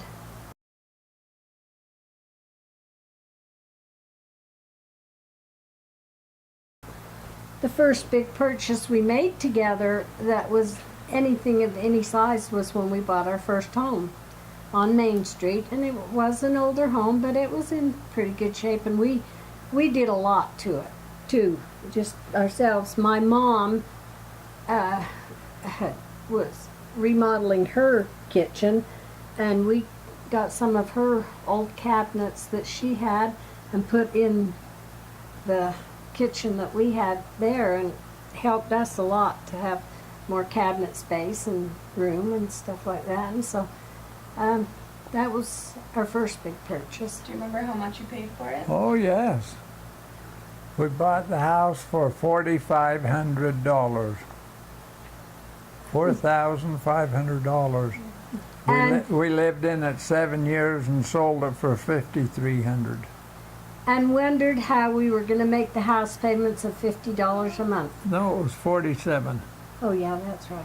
$47 a month house payments. We didn't know how we was going to do it, because we didn't get big wages. With all our bills at $310 and what the extra she is making, we was tight on money, I'll tell you that. Yeah. He was really quite easy to get along with sometimes that way. So there was a night or two I slept on the couch, but when she'd get mad and say, "You are going to sleep on the couch," I would say, "I am not mad enough to sleep on that couch.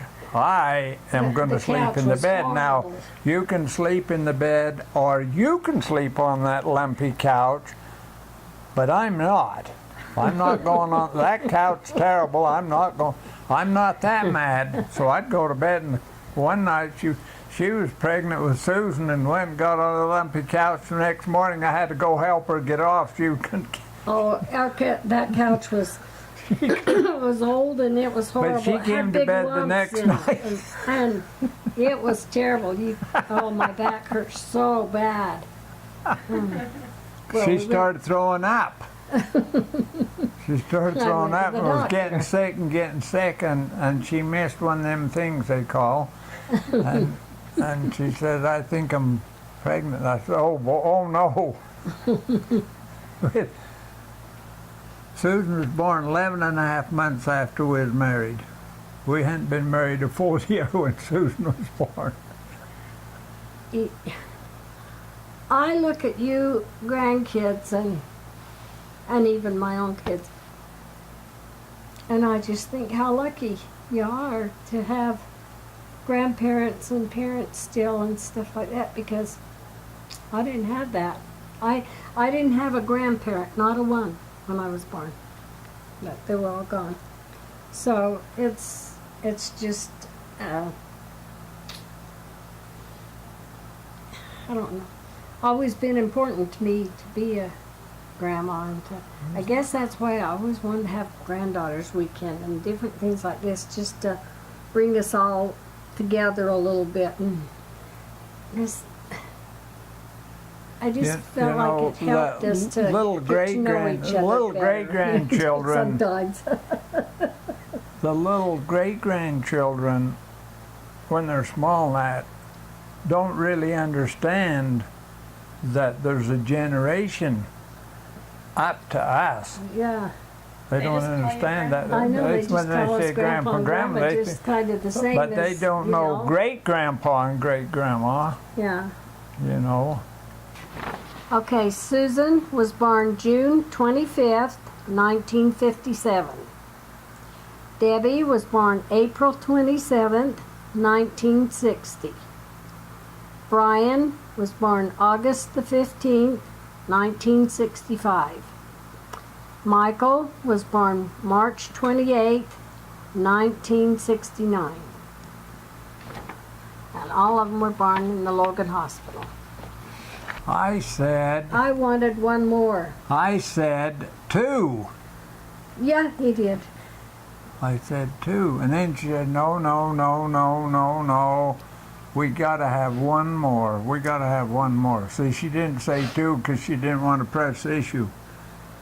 So then we had Brian, and then 3 years later she said, we gotta have another one. We need another. We got just one boy and 2 girls. We gotta have another one. So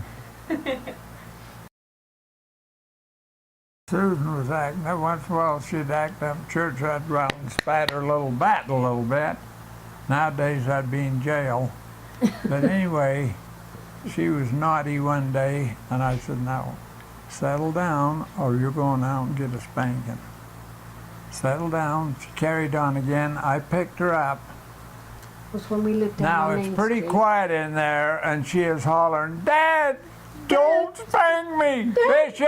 Bishop, Dad, don't spank me, don't spank me. And the bishop was Everybody in there was hooting it up, boy. I think. And when Debbie was really little, we'd gone to church, and then we'd come home, and She had a little sunbonnet on. she had her Easter hat on. Her Easter was a white ruffly hat and a cute pink dress, and we'd put the girls down and sent them into their room, and she was too little to change her clothes She or was anything just herself. little, just but she little. was going in with Susan, and Susan was going to be changing her clothes, and we was changing our clothes quick to go get ready for dinner. I just barely got my clothes on. Yeah, and we heard this honking on Main This Street. car, honk, honk, honk. I look out. And our little Debbie is standing right in the middle of the road with a road. car stopped this close to her honking. Just cute as can be, just standing there with her pink dress, just smiling at the guy that's honking at her, like as if he. Oh my gosh. Scared us to death. That little thing escaped and went out in the middle of the We highway. hadn't heard the door open or close. I don't know how she got it open, really, because she wasn't that big to do it. That was really scary. Good. The second boy Oh, that long was thing, something Michael. else. He wanted to dress nice every place he went. He always He would looked- go get a brand new clean shirt out, just spotless, go to Ironed, Logan 'cause everything had to and be ironed back, then. and instead of putting it on a hanger, throw it down the clothes chute. Oh, I did. Instead of putting it on Michael. down the, had a terrible time with him because he'd only wear them once and check them because that was easier than hanging them up. You had another one in there. We had Mother had a trial with him. And when the kids were growing up and we lived and moved to this house, and we had a big garden all the way back. Each one of the kids had a little part that they were supposed to keep weeded and done, and the boys would pull weeds to feed the pigs. We had 2 pigs. Every summer we raised 2 pigs. And then Up we'd in take the them and lot. have them killed and put them in the freezer for winter. And Michael would talk Brian into doing his half the time. Because, and Brian would go out and do it. But I'd go out and start and work with them and do so much, and then I'd go out and check on their job after, and wasn't done good, they better do it again. So you know about Michael saying that his mother chased him with a shovel. That's because they didn't do their job. When Brian was born, I was so tickled. Well, then when you went to the hospital, the only time you could see him was in the nursery. If they were in the room, you were not allowed in the room. You were not allowed. And when you went in and she was going to give birth, I was lucky if I got to stay in the waiting room and not out in the car. They wouldn't let you even close. He never ever was. Never anything like close. that. You had to wait in the waiting As soon as they room. decided to take you to the delivery room, he was out. Anyway, I went over one day when it wasn't visiting hours because I was going on swing shift or something. So I snuck over and went up in her room, and she had Brian in there Yeah.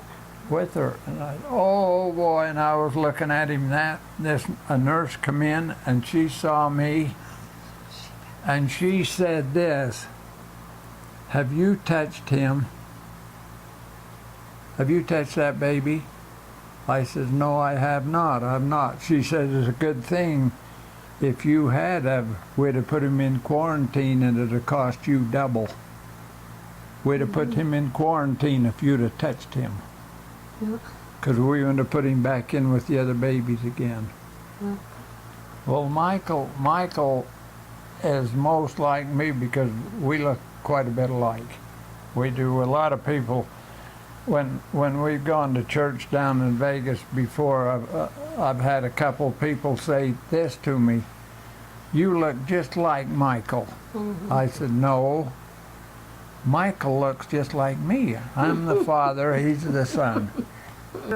Well, Susan probably looks more like me than Debbie did, but things we did were maybe because Debbie really loved to do handwork and crochet, and she caught on so quick.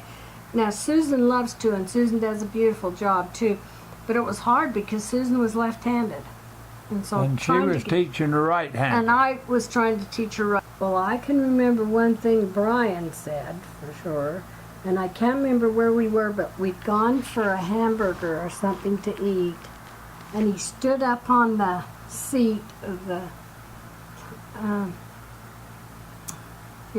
where we were in the cafe anyway. And there was a man, 1 or 2 rows, smoking. And just right out loud and point right at the man and says, "Oh, that man's really bad. Look at Mom and Dad, he's smoking, he's smoking." Now look at this. I have to tell you this anyway. I took our family down to Monticello deer hunting, bow hunting, and we'd gone in the truck. We had a red truck with a canvas on the back, and we put Made it like bedding a in there, and the camper kids would kind. get in there and ride back there. Now Coloring books and the crayons police would and- have you arrested immediately. No seat belts or nothing them in the back of the truck. But anyway, when we was down there, we found a little horn toad. You know what? A little horny toad. They've got and we caught it, and Michael had it. Put it in a paper cup. Put it in the paper cup, and Carried this it guy around. was over there fishing, and he went over and he said, "Look at my horny turd."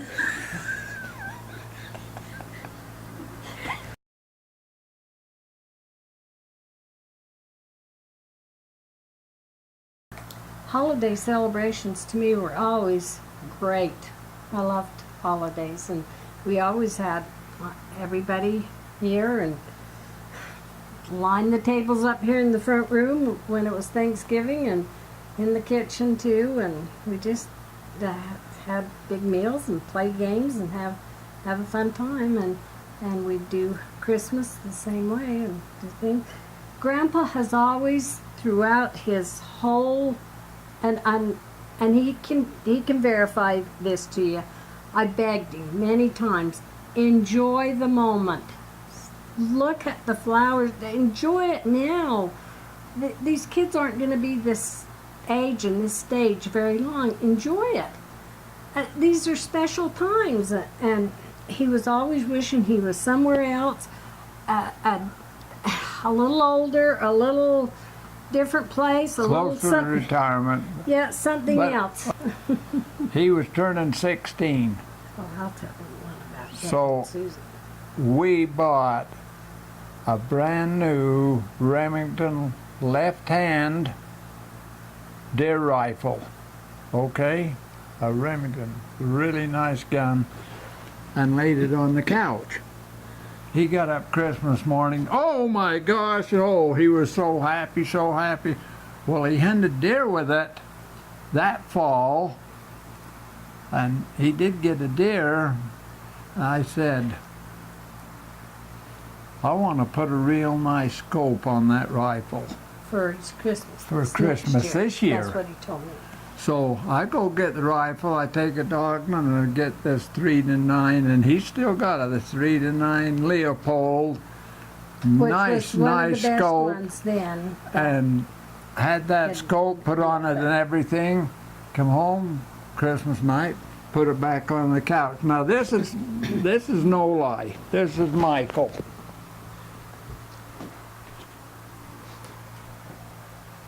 Didn't I get that for last Christmas?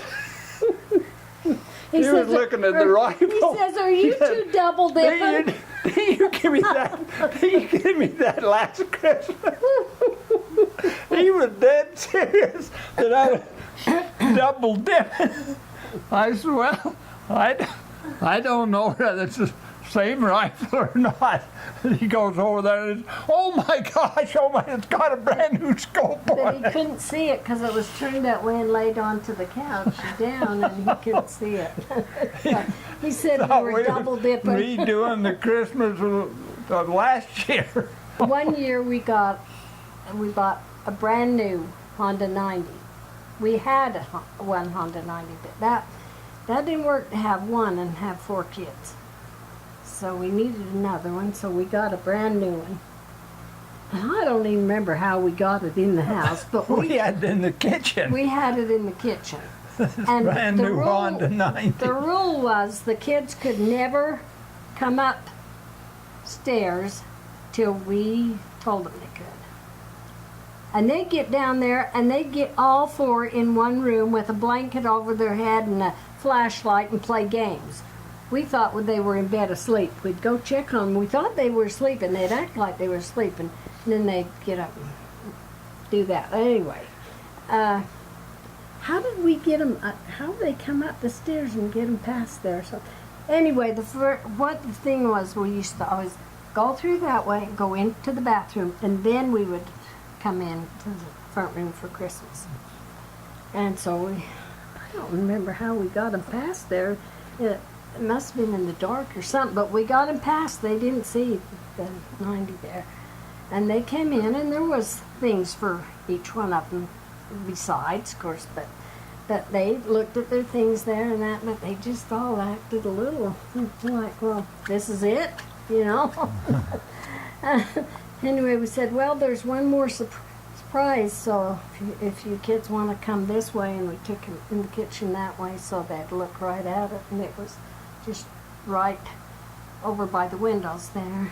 Oh my gosh, they were so excited. They were so happy. Well, the best part was watching them grow up and seeing them advance in things, and all of them did really good in their church things, and the boys earned their Eagle Scouts award, the girls had their medallions, and then you had a primary battle and different things, and they did all their things like that. That was the most important to me, for them to get that learning and have that opportunity to do those things.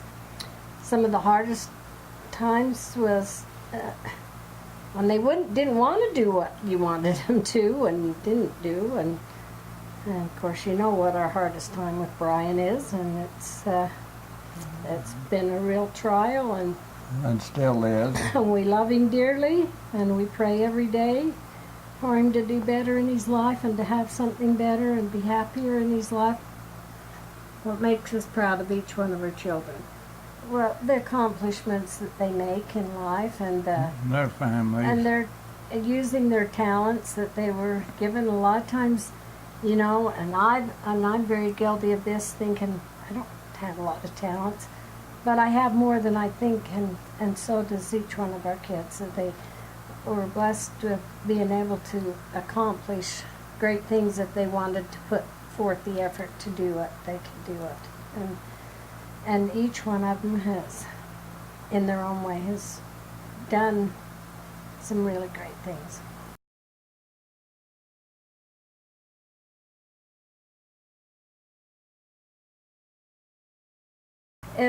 It's amazing to watch your posterity grow. 18 grandchildren, 23 great-grandchildren. 24, don't we, with Brandy's? No, 23 with hers. Okay. 23.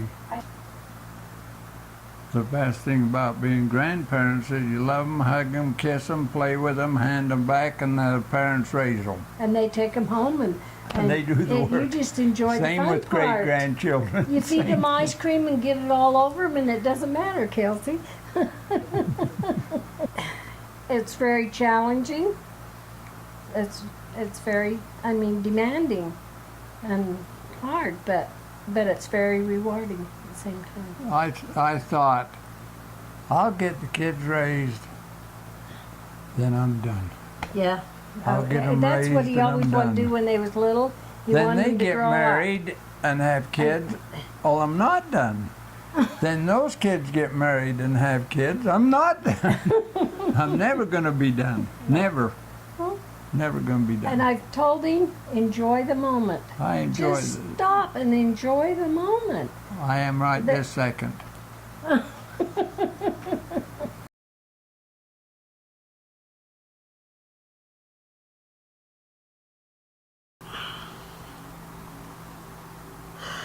I don't know what my best quality.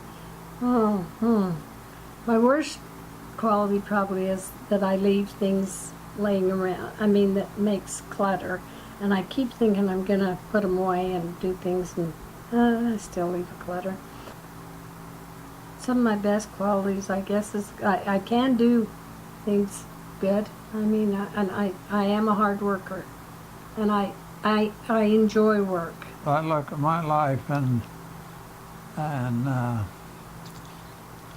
I've always felt like that there is a better way of solving a problem than fighting with some person. And so I try to get along, and a lot of times I like to make a joke out of something so that it don't get too serious. Probably one of my worst weaknesses is I have a habit of procrastinating, if possible. I have one. Stick with me, kid. I know the way. You have another one too. What is it? Rip, run, ravel, tear. Oh, when I buy something, I'll say, "What's the warranty on this?" "Well, it's a 2-year warranty." I said, "Okay, I want to know if it's guaranteed not to rip, run, ravel, tear it the same, smell bad in hot weather, and guaranteed to make putting that unit in a pleasure."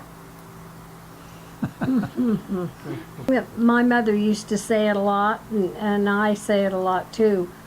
Life's not a bed of roses. And I always said, but my mother forgot to tell me there were so many thorns along the way. And weeds in there. Yes, and weeds, I guess. And that's right. Yeah.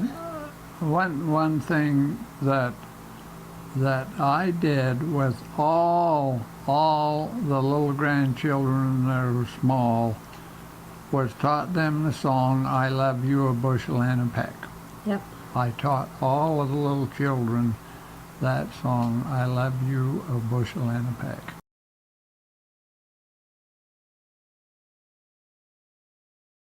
What do you consider some of the most important inventions during your lifetime? Television. I think having an automatic washing machine is wonderful, and a dishwasher is wonderful. But we never, I use these things, and I think about my mother and having what she had and all the work she had to do and everything, and I think, oh, I wish I could share some of these things with her now. I wish she'd have had some of these comforts that we have, and yet I don't know what happens to me because I think I'm so busy all the time, and there's still so much work to do, but there's so many wonderful things that we have now that never would have thought of before. I'll tell you, in our lifetime, in 80 years, we've gone from coal stoves to cars that you're lucky if they run to Logan and back without breaking down. Fix them with barbed wire. Now they're computerized. The aeroplanes, the jets, the automobiles. When I look back, when I was 10 years old, and what we had then and what we have available to us now, it's unbelievable. When they built a 1950 Ford, and I was 15 years old, and they had black and white Ford police cars, I said, they will never build a better car than that one. That is the best car that will ever be built. I think about that now.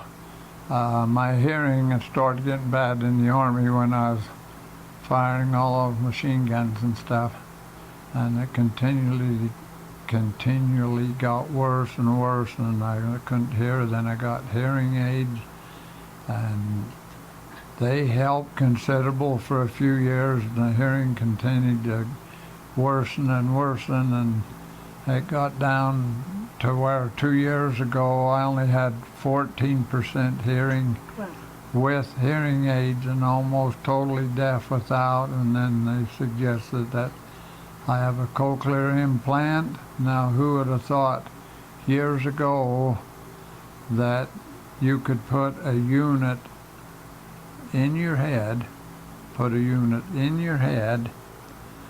run a wire down and into your cochlear in the eardrum, run a wire in there, and send 12 signals, and you can hear again. You can hear. It's been a blessing in my life. I know a lot of people talk to me, ask about it. A lot of people wonder what I got on my head. One woman said, "What is that on your head?" And I said, I told her it was a high technical unit that recovers lost brain cells. She said, really? I want Is it one. working? I said, not that I've noticed.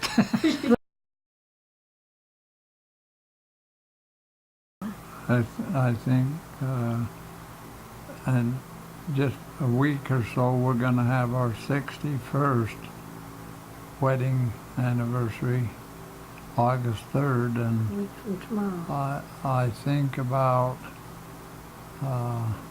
all the years, starting out as a father and then into a grandfather and then into a great-grandfather, and it's been quite a trip. We're traveling, and my very favorite trip ever was to go with the kids when they took us for our 50th wedding anniversary on a cruise. That was absolutely wonderful. It was so good to be with everybody, and it was just delightful. I have a second one that's a very favorite too, and that's 3 years ago. Grandpa and I went ourselves to Nauvoo, and we drove all the way and went to all the church history sites that way, and then went down through Tennessee and on down to our mission, and went to see the temple in Birmingham, yeah, and that was exciting for us to see, because when we were there on our mission, it was the Atlanta temple that was it was so far. Just being built. And yeah, the other was being built. So it was really exciting for us to see that. Plus it was so exciting to go back and go to our branch and see all our good friends. We had been there, twice before? Yeah, so 3 times we've been back. But it was a special time, and we just took our time, and we didn't have reservations anywhere or anything. We just went in and found places as we went along, and it just worked out beautiful. It was great. Your father and I had 3 really fun trips to Canada, and he thinks this old man's going again, but I don't think he is. I don't think I can do it. Special day, Yep. isn't it? August 3rd. August the 3rd, and we will have been married 61 years tomorrow. Congratulations.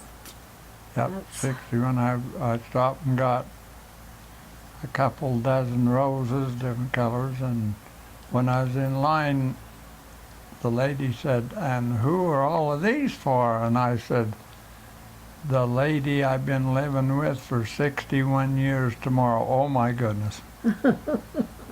What is your best piece of marriage advice for 61 years of marriage? Grandma says, take it one day at a time. It's true. You have to just take it one day at a time. Try to be patient. Get over the rocky roads and then Yeah. back to smooth pavement. And there are many rocky roads. There will be for anybody. But if you make up your mind that that's what you're going to do, you can do it. So, I like it. It's good I advice. can't believe we've been married 61 years. I don't feel more than 61 years old. And Now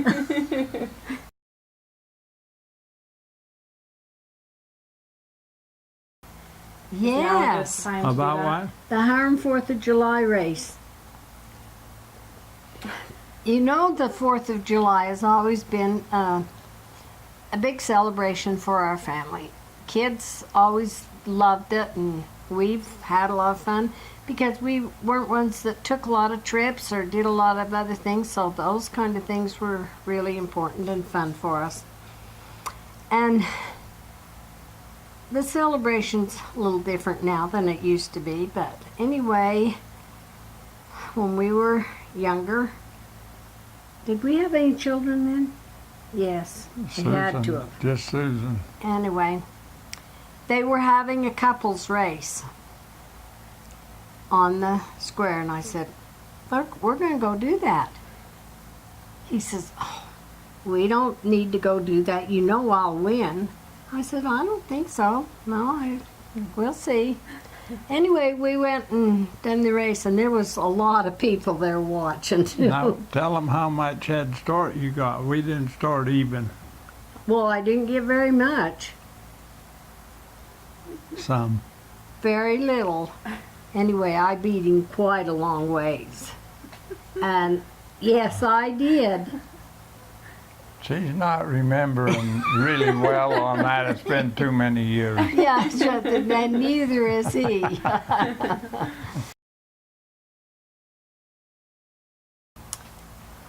You can go first.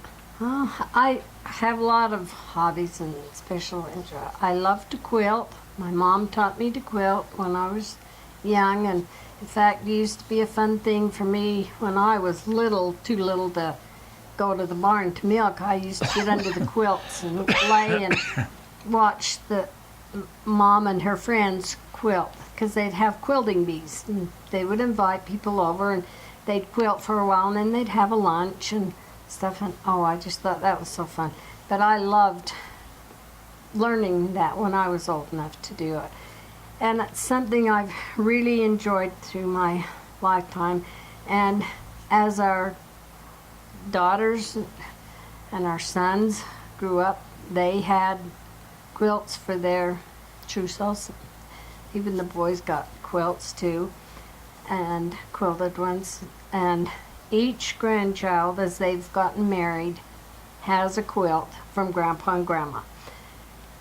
The boys mostly have been tied, but the girls are quilted. And it's been just such a joy to me to sit there and work on them and think whose it's for, who the quilt is for, and how much I love them, and how much I hope when they use it and have it that they'll think about us, and because that's something I've really enjoyed doing. Another thing that I've really enjoyed doing is making temple aprons. And every grandchild that's got married in the temple has gotten their temple apron. I love to crochet. I love to embroidery. I used to love to knit, and I knit a lot, and the kids have sweaters that I've knitted and done for them, and used to do some really good ones, with designs in them and everything. But I don't knit so much anymore. That's very time consuming, knitting is. Crocheting's much faster, but I love to do crocheted handkerchiefs, and many of our friends have had a crocheted handkerchief in their hand when they've passed away, and that I've made, and that's been fun to do that too for them. I've enjoyed doing card holders lately too, out of plastic canvas, which has been a different thing for me to work on with plastic canvas, because I didn't do much of that. And when I worked at the store, was in charge of the crafts for a lot of years and helped with a lot of that, and so I really learned to enjoy to do a lot of crafts. And I like to work with flowers, silk flowers and that. I used to do weddings for quite a few people that I did weddings for, didn't I? Silk flowers. Yeah, silk flowers, and did the bridal bouquets and the boutonnieres and the corsages and everything. And I like to do that, but not anymore. It's too hard. It takes too much time too.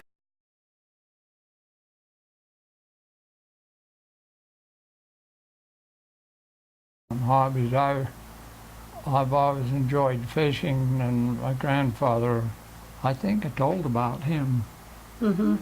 He would take us fishing, and he taught us how to fly fish, and I love fly fishing, and used to go up Blacksmith Fork. And when we were just young, when we was only 9, 10, 11 years old, we used to get on our bicycles and ride clear up Blacksmith Fork Canyon. We'd ride up there 4 or 5 miles and fish, and then ride our bikes back. And there wasn't an oil road. It was it was gravel road and it was dusty and dirty and hard to ride, but we go up there. And as I got older, I continued to enjoy the fishing, and then I took up as a hobby, and I built. I would order. What would you call it? What A kit for the Yeah, a for the pole kit, and then I would build the poles and Wrap 'em. from scratch, and I'd start from scratch and put the handles on and the reel seats on and all of the guides on, and I got pretty good at that. I've done a lot. Fishing over the years progressed. When we used to go to Bear Lake a lot, and I told Deann, I said, I need a boat to fish over there. So I found a canoe. So I bought a canoe. And I used to go over, and Jim and Sue were married at that time. And Jim and I would get in this canoe and paddle and troll. And that's where I found out, that's when I first realized that this guy that built Rapalas, the little fish, was so, I thought that's what they eat all the time, so I started buying those, and boy, we could catch a fish on those, and I still use them today because your big fish eat fish. I taught flies now, and love to hunt. Pheasants and ducks and chukars and geese, and then hunt deer and hunt elk. And so we used to hunt all those animals, and then my brother bought a horse, and I bought a horse, and we used to really enjoy that, and took the kids with all the time. But anyway, then my brother got doing a painting class up in Richmond, talked me into going up there, and I painted a lot of stuff, and it was chalk painting. It wasn't regular paint, it was chalk, and the kids have stuff. All the kids have an elk. Susan and Jim have stuff, and Michael has some stuff, and Debbie had stuff. Yeah, I was 30 years old, and we had some neighbors. He had a guitar, and his name was Wayne Finn. Wayne Finn. He got me interested in guitars, and so did we buy a little acoustic? No. Anyway, I was going to take some lessons.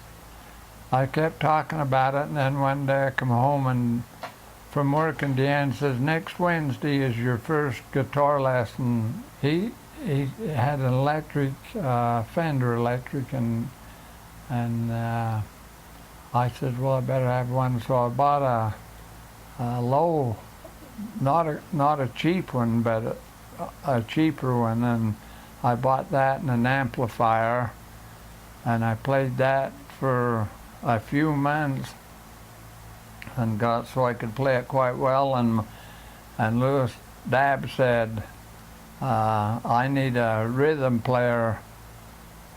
I've got a band and I want you to play rhythm in it. He had an electric, Fender electric, and I said, well, I better have one. So I bought a low, not a cheap one, but a cheaper one, and I bought that and an amplifier, and I played that for a few months and got so I could play it quite well. And Louis Dabb said, I need a rhythm player. I've got a band and I want you to play rhythm in it. So then I bought the very best one that Fender had. It was a Fender Jaguar and it was beautiful guitar, and we paid about $800 for it. It was Which really was a lot. expensive. It was really expensive guitar.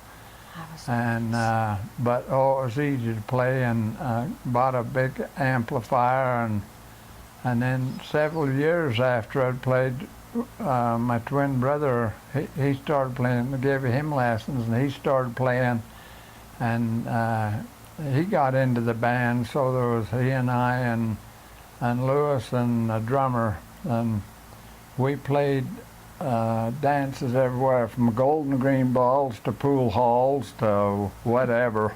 I played in that band for 12 years. I loved doing that. That was great. And You taught lessons for a while too. yeah, I had gave about guitar 4 or 5 lessons. students. Gave guitar lessons, but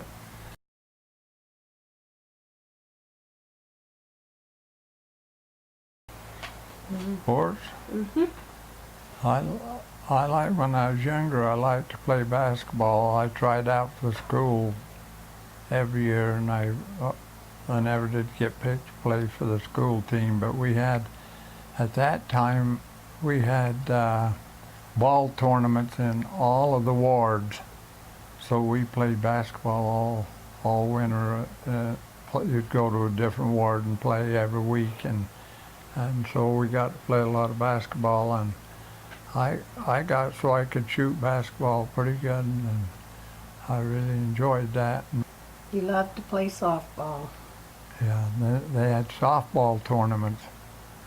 And then when I was up in my 40s, I was still playing for the wards and stuff. And I got pitching one time, and they went to a slow pitch league instead of fast pitch.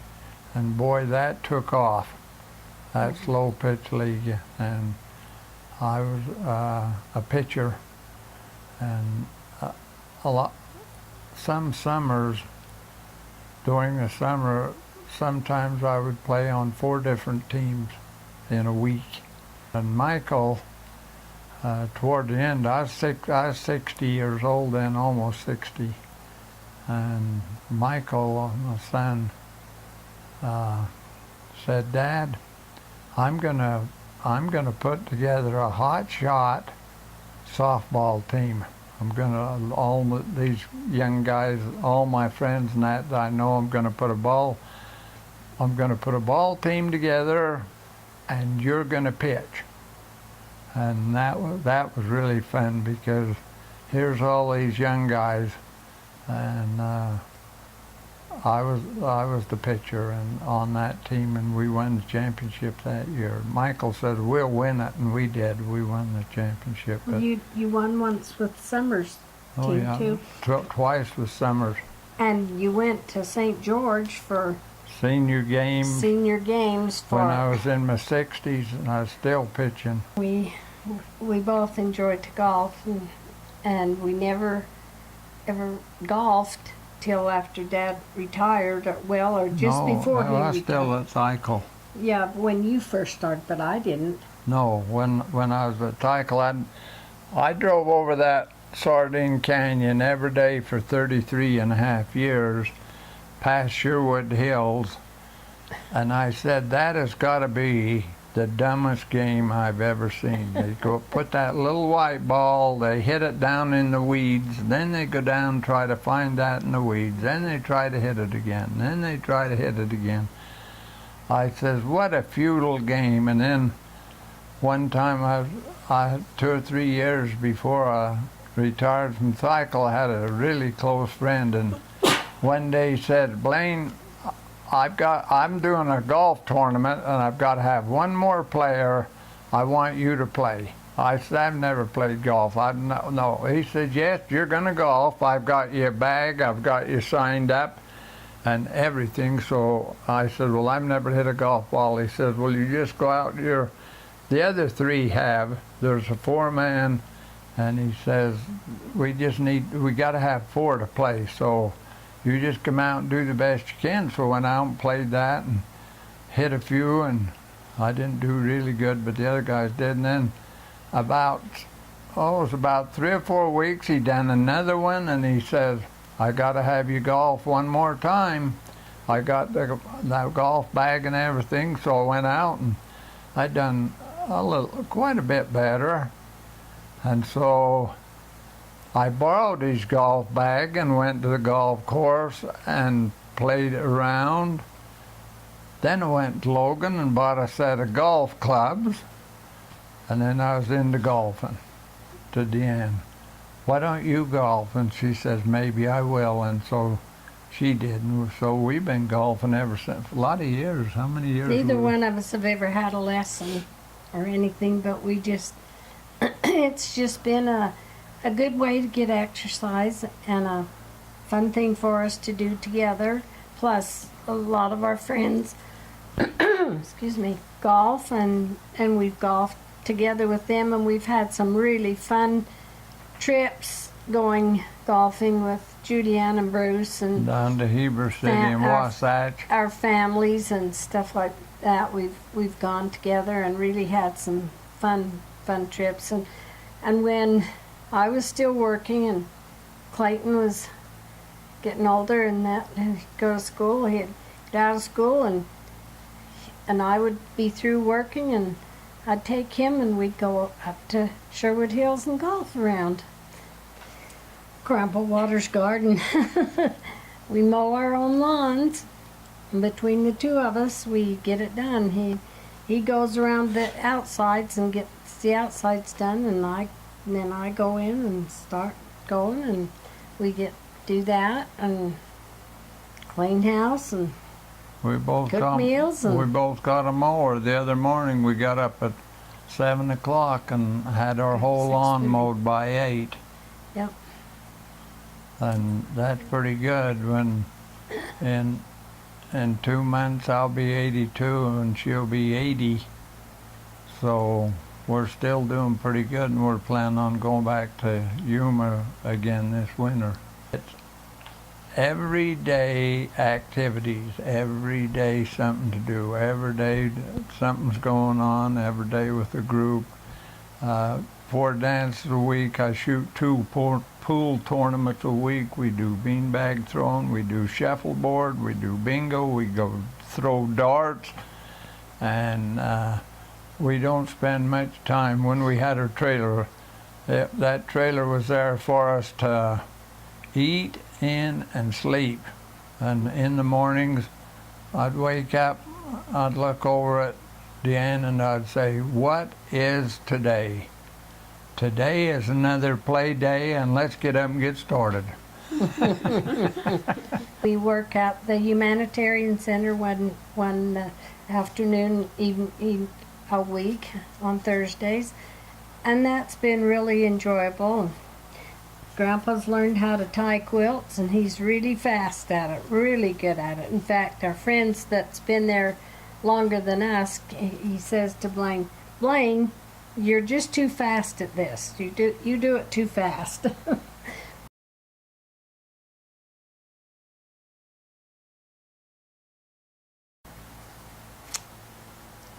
Our family, to me, right now is most important, because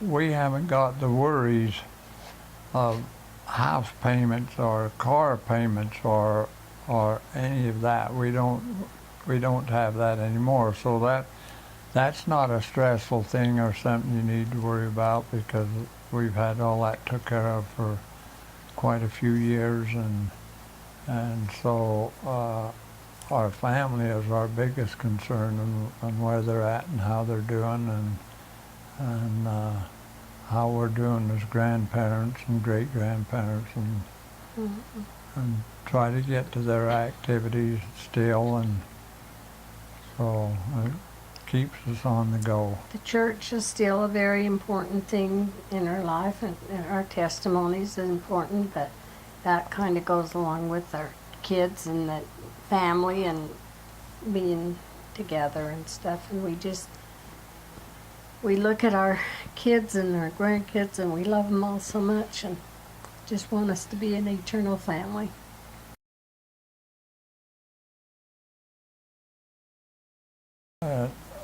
Debbie wasn't really well, and she was having problems, and we went and talked to her and said, "What do you think about us going on a mission?" She said, "I wish you would go, and then I'm sure I'll do a lot better than what I'm doing."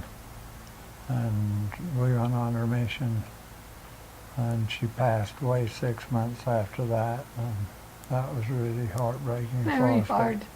All of the guys, all of the instructors and At the mission home. at the mission home all said mission presidents are thrilled to death to have couples come to their mission because of your experience and because of what you can do and what you can accomplish. There's a little branch up in Grove Hill, Alabama that is struggling up there. And has not had missionaries for 8 months. Yeah, there's not been missionaries up there for 8 months. I want you to go up there, and I want you to do everything that the Lord wants you to do. I want you to follow the missionaries today. They're making trades. They'll get you to Mobile. The stake president will tell you how to get up to Grove Hill. There, you have no place to stay. We'll get in touch with the branch president, and He'll be and send expecting you up you. there. And The he branch says, president will be "And expecting you." good luck." Got up and walked out, and I said, "Lord, we that don't know help us. where we are. We don't know what we're supposed to do up here. We don't know where the church is. We don't know where anybody is. We have no place to stay. And here we are. Lord, you've got to do something. You've got to do something." In that day, we found a church, met 4 members, had been invited to supper, had found an apartment, had got a bed, Got it and set we up. was in that apartment that night. Got the car all unloaded and had the bed made before we went to supper that night. And the Lord done that all in one day for us. Done everything in one day. It was amazing. When we got home, Bruce and Judy said, "Let's go to Yuma, Arizona for the winter." And we says, "Good idea." And we went and bought a trailer, a You fifth remember wheel, and got the it first- all ready and everything. And then we went to church one Sunday, and they said, "The temple president, he wants to talk to you." So we went up there, and they said, "We'd like you to work at the temple." I said, "Oh, President." We just bought just a bought a trailer to go trailer." to Yuma. He said, "Don't worry about it." He said, "Brother and Sister Olson," he said, just like this, "Brother and Sister Olson, the trailer will keep."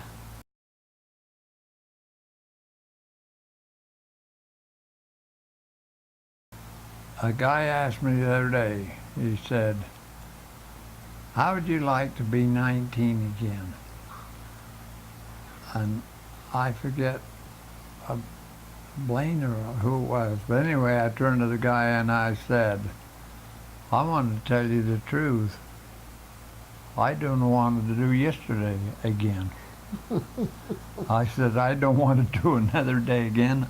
I said, I can't even imagine being 19 in this age with the world like it is, with the job situation like it is, with the houses $350,000, with cars $25,000, with families I said, I do not want to go back or do any of it again.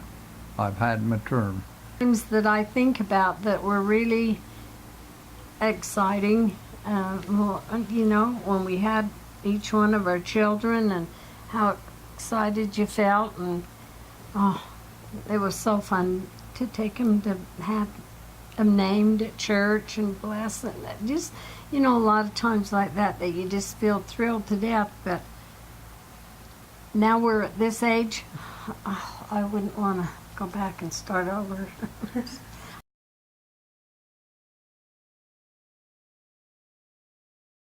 Did you have any expectations earlier in your life about what getting older would be like for you? How was that experience? I never thought I would get older because my mother was only 72 when she died. That's really not old. My dad was young when he died. My brothers that have died young. So I really just didn't anticipate getting older, but then I see my sister that's 94 and I think, oh my goodness, well, I don't want to make it quite that far. But we don't get to choose. We have to endure to the end. What do you look forward to now? Tomorrow. Tomorrow's our anniversary, so we're looking forward to that, and I'm looking forward to going up to Roger's cabin. Grandpa's not too excited about that, but Oh yeah, I'm excited. I am excited to do that, and I just look forward to doing things and seeing our kids. Like this weekend, we're going to Susan's, and hope we get to see Josh, because we haven't seen Josh and Ellen and the little girls for a long time. And 4 months. And we want to see our friends from Boise and Kimberly and that from the park. And you just build things at no matter what age you're at. You've always got to have something you're looking forward to and something you're working towards. What what? What do we like best about our life so far? That I'm 82 and still alive. Best. It's always a thrill when your kids are getting married. You go to the receptions, to the temple, to the dinners and all those kind of things. But it was always exciting when they got baptized. I mean, Grandpa didn't enjoy him enough. Because I always kept saying, Grandpa, live for this moment. Just enjoy this moment. It's so special. And, Yes, she did. And he was always looking down the road at 10 miles or more. The best success having a family, there's no question about that. That's the best success of all, having a family and being able to raise them. And Just going on a mission was a success. It was a hard thing, and went through hard times then, but it still was good.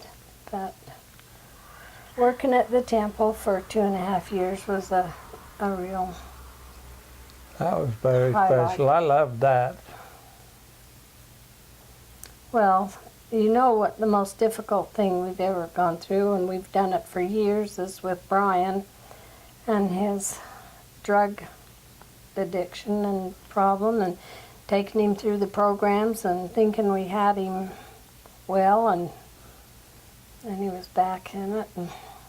And it's been just a heartbreak. It's been awful for us, because we love him dearly and wish that he could have a better life, but he's got to do his part. We just can't do it. We've tried. But that has really been a hard thing for us. Really hard. It's very hard to lose a daughter. So That was terrible. What would you say helped you most with that? Like, what helped you deal with that?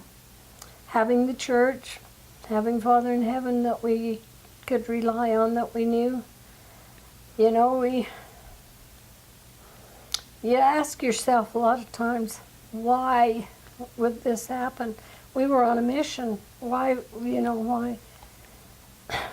But one thing we do know, and the church has taught us, we don't see the whole picture. He does. He sees the whole picture, and he knows what's best for us. And though prayers aren't answered all the time, just exactly how we want them to be, they're in His time. For me, when I turned 40, I had a hysterectomy. And I got really sick after about, 8 weeks after, wasn't it? No, it was Yes, less it was. than that. No, it wasn't like, Because the blood clot starts right after that. no, but that kind of because of things not working right. But anyway, regardless of how it was. I was in the hospital over here for 10 days, and they couldn't find out what was wrong with me. Would you go look at Deann? Go see Deann. Because Dr. Graham kept saying that what was wrong with me was, because I have a spine that's not formed right at the bottom. And I'd had a siege where I wore a brace for a long time. And he said, it's your back problem.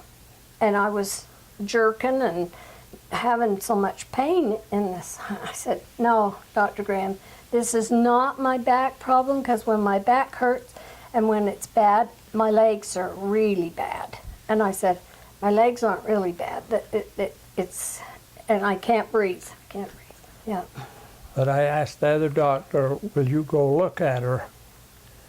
And so he came and looked at Grandma, and he said, I want you to go to a specialist in Lewiston. I'll make the arrangements. He's a specialist. I want you to take her up to Lewiston. I think she's got a blood clot.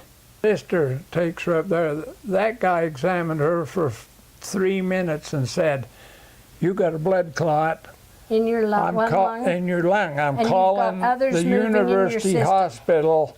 You go directly to that hospital now. He says, go right from and home he said, and where's go your straight husband? to Salt Lake, and I'll call ahead and let them know. He said, where's your husband? And I said, well, he's at work out at Thicol. He says, I can get him. He called on the phone, and I don't know how. Well, I had a number, but I was so shook up that I didn't know how to find it. Anyway, he got it and got him. And I had driven to work, but there was only 3 of us that day. So I told the other 2, you got to get a ride home, because I had my car. And I got here just when they pulled in. I got to Brigham on that freeway. I drove 95 to 100 miles an hour clear to Salt Lake and up there. And boy, they took her right in there. And They looked at me, and this nurse said, oh my gosh, what are we to do? I says, I don't know, and I just started bawling because I'd had all I could handle, and she just laid me down on the bed a little bit, but then propped me, she said, we got to have you propped up. And I was throwing up then too, and that nurse said, who done all this to your arms? And I said, well, I've been in Logan Hospital for 10 days, and the IVs won't stay. And she says, I'm not trying either. She says, we have an IV team. I'm calling them specialists. Immediately said, well, you got blood clots. However you got here alive, I don't know, because both of the bottoms of my lungs look like they've been cut off because the blood clots in there. And they go through your heart before they get to the That's lungs. what kills you, the blood clot, is it gets caught in the They heart said how and my you're heart dead. But pumped she fast passed enough to to him. pass them through. They don't know. They finally found out that I had a very bad infection around my diaphragm from having a surgery. And they got medicine for me finally and got that done. But while I was there, after I was took down there, our ward had a fast day and prayer at night. And Bishop Carl Anderson was our bishop at the time, and him and his son come down and give me a blessing on Thanksgiving. after that afternoon, they had a meeting at 4 o'clock or 5 o'clock or something like that. And after that evening, then I started to feeling different. And it's one thing that's made me know that I had a purpose in life too. I've never known exactly what it was, but I keep trying to do things, and every time we She's a go good, through some good person things, to our family and grandchildren. I always think, ask Father in heaven, is this what I needed to be here for? But I guess someday I'll know. No. But and another thing that's really made me appreciate good health and try to do the best you can with exercise and, doing things, keeping active and stuff like that to keep you healthy. So, anyway, that was probably a turning point for me.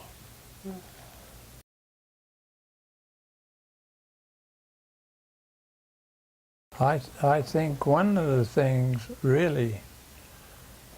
things that kept us healthy is going to Yuma every winter.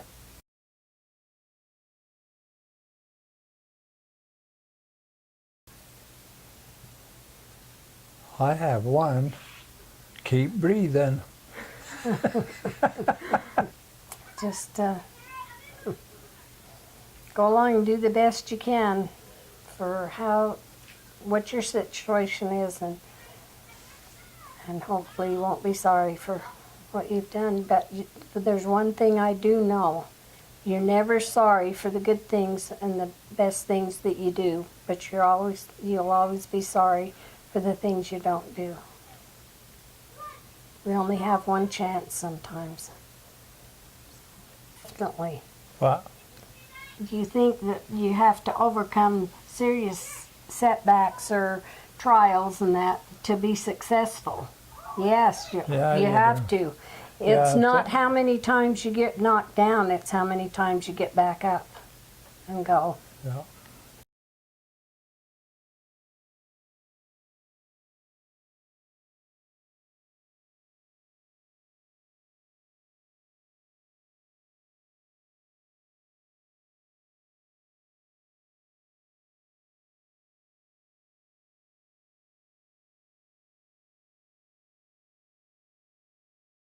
And we just want them to know that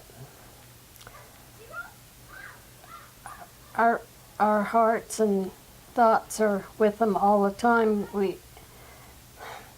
All of you would be surprised how often we talk about grandkids and how we're worried about this or worried about that about them. And how proud we are of this, and how proud we are of that. and how much we love you and how much we're so grateful that we have you as grandchildren. Grandma and I would for sure say one thing, and I hope all of you that see this and all of you that are our family know that Grandma and I love all of you, and we do the best we can for you, and we worry about you sometimes. We want the very best for you. We want you to be happy. We want you to be successful. We want you, but Grandma and I love all of you, whole family. We love our whole family. We're so happy to have our family, aren't we, Grandma? Yes, we are. We're They so mean happy. everything to us. If there's anything we missed or anything you want to mention before we wrap it up? No, I think that's it. One thing I could tell you is I wouldn't wish for anything or how to say this. I know. I'm just so grateful for each one of our children. I wouldn't wish not to have any of them. Everyone and the grandchildren and the great-grandchildren, we're just so happy to have them as part of our family. So. Good.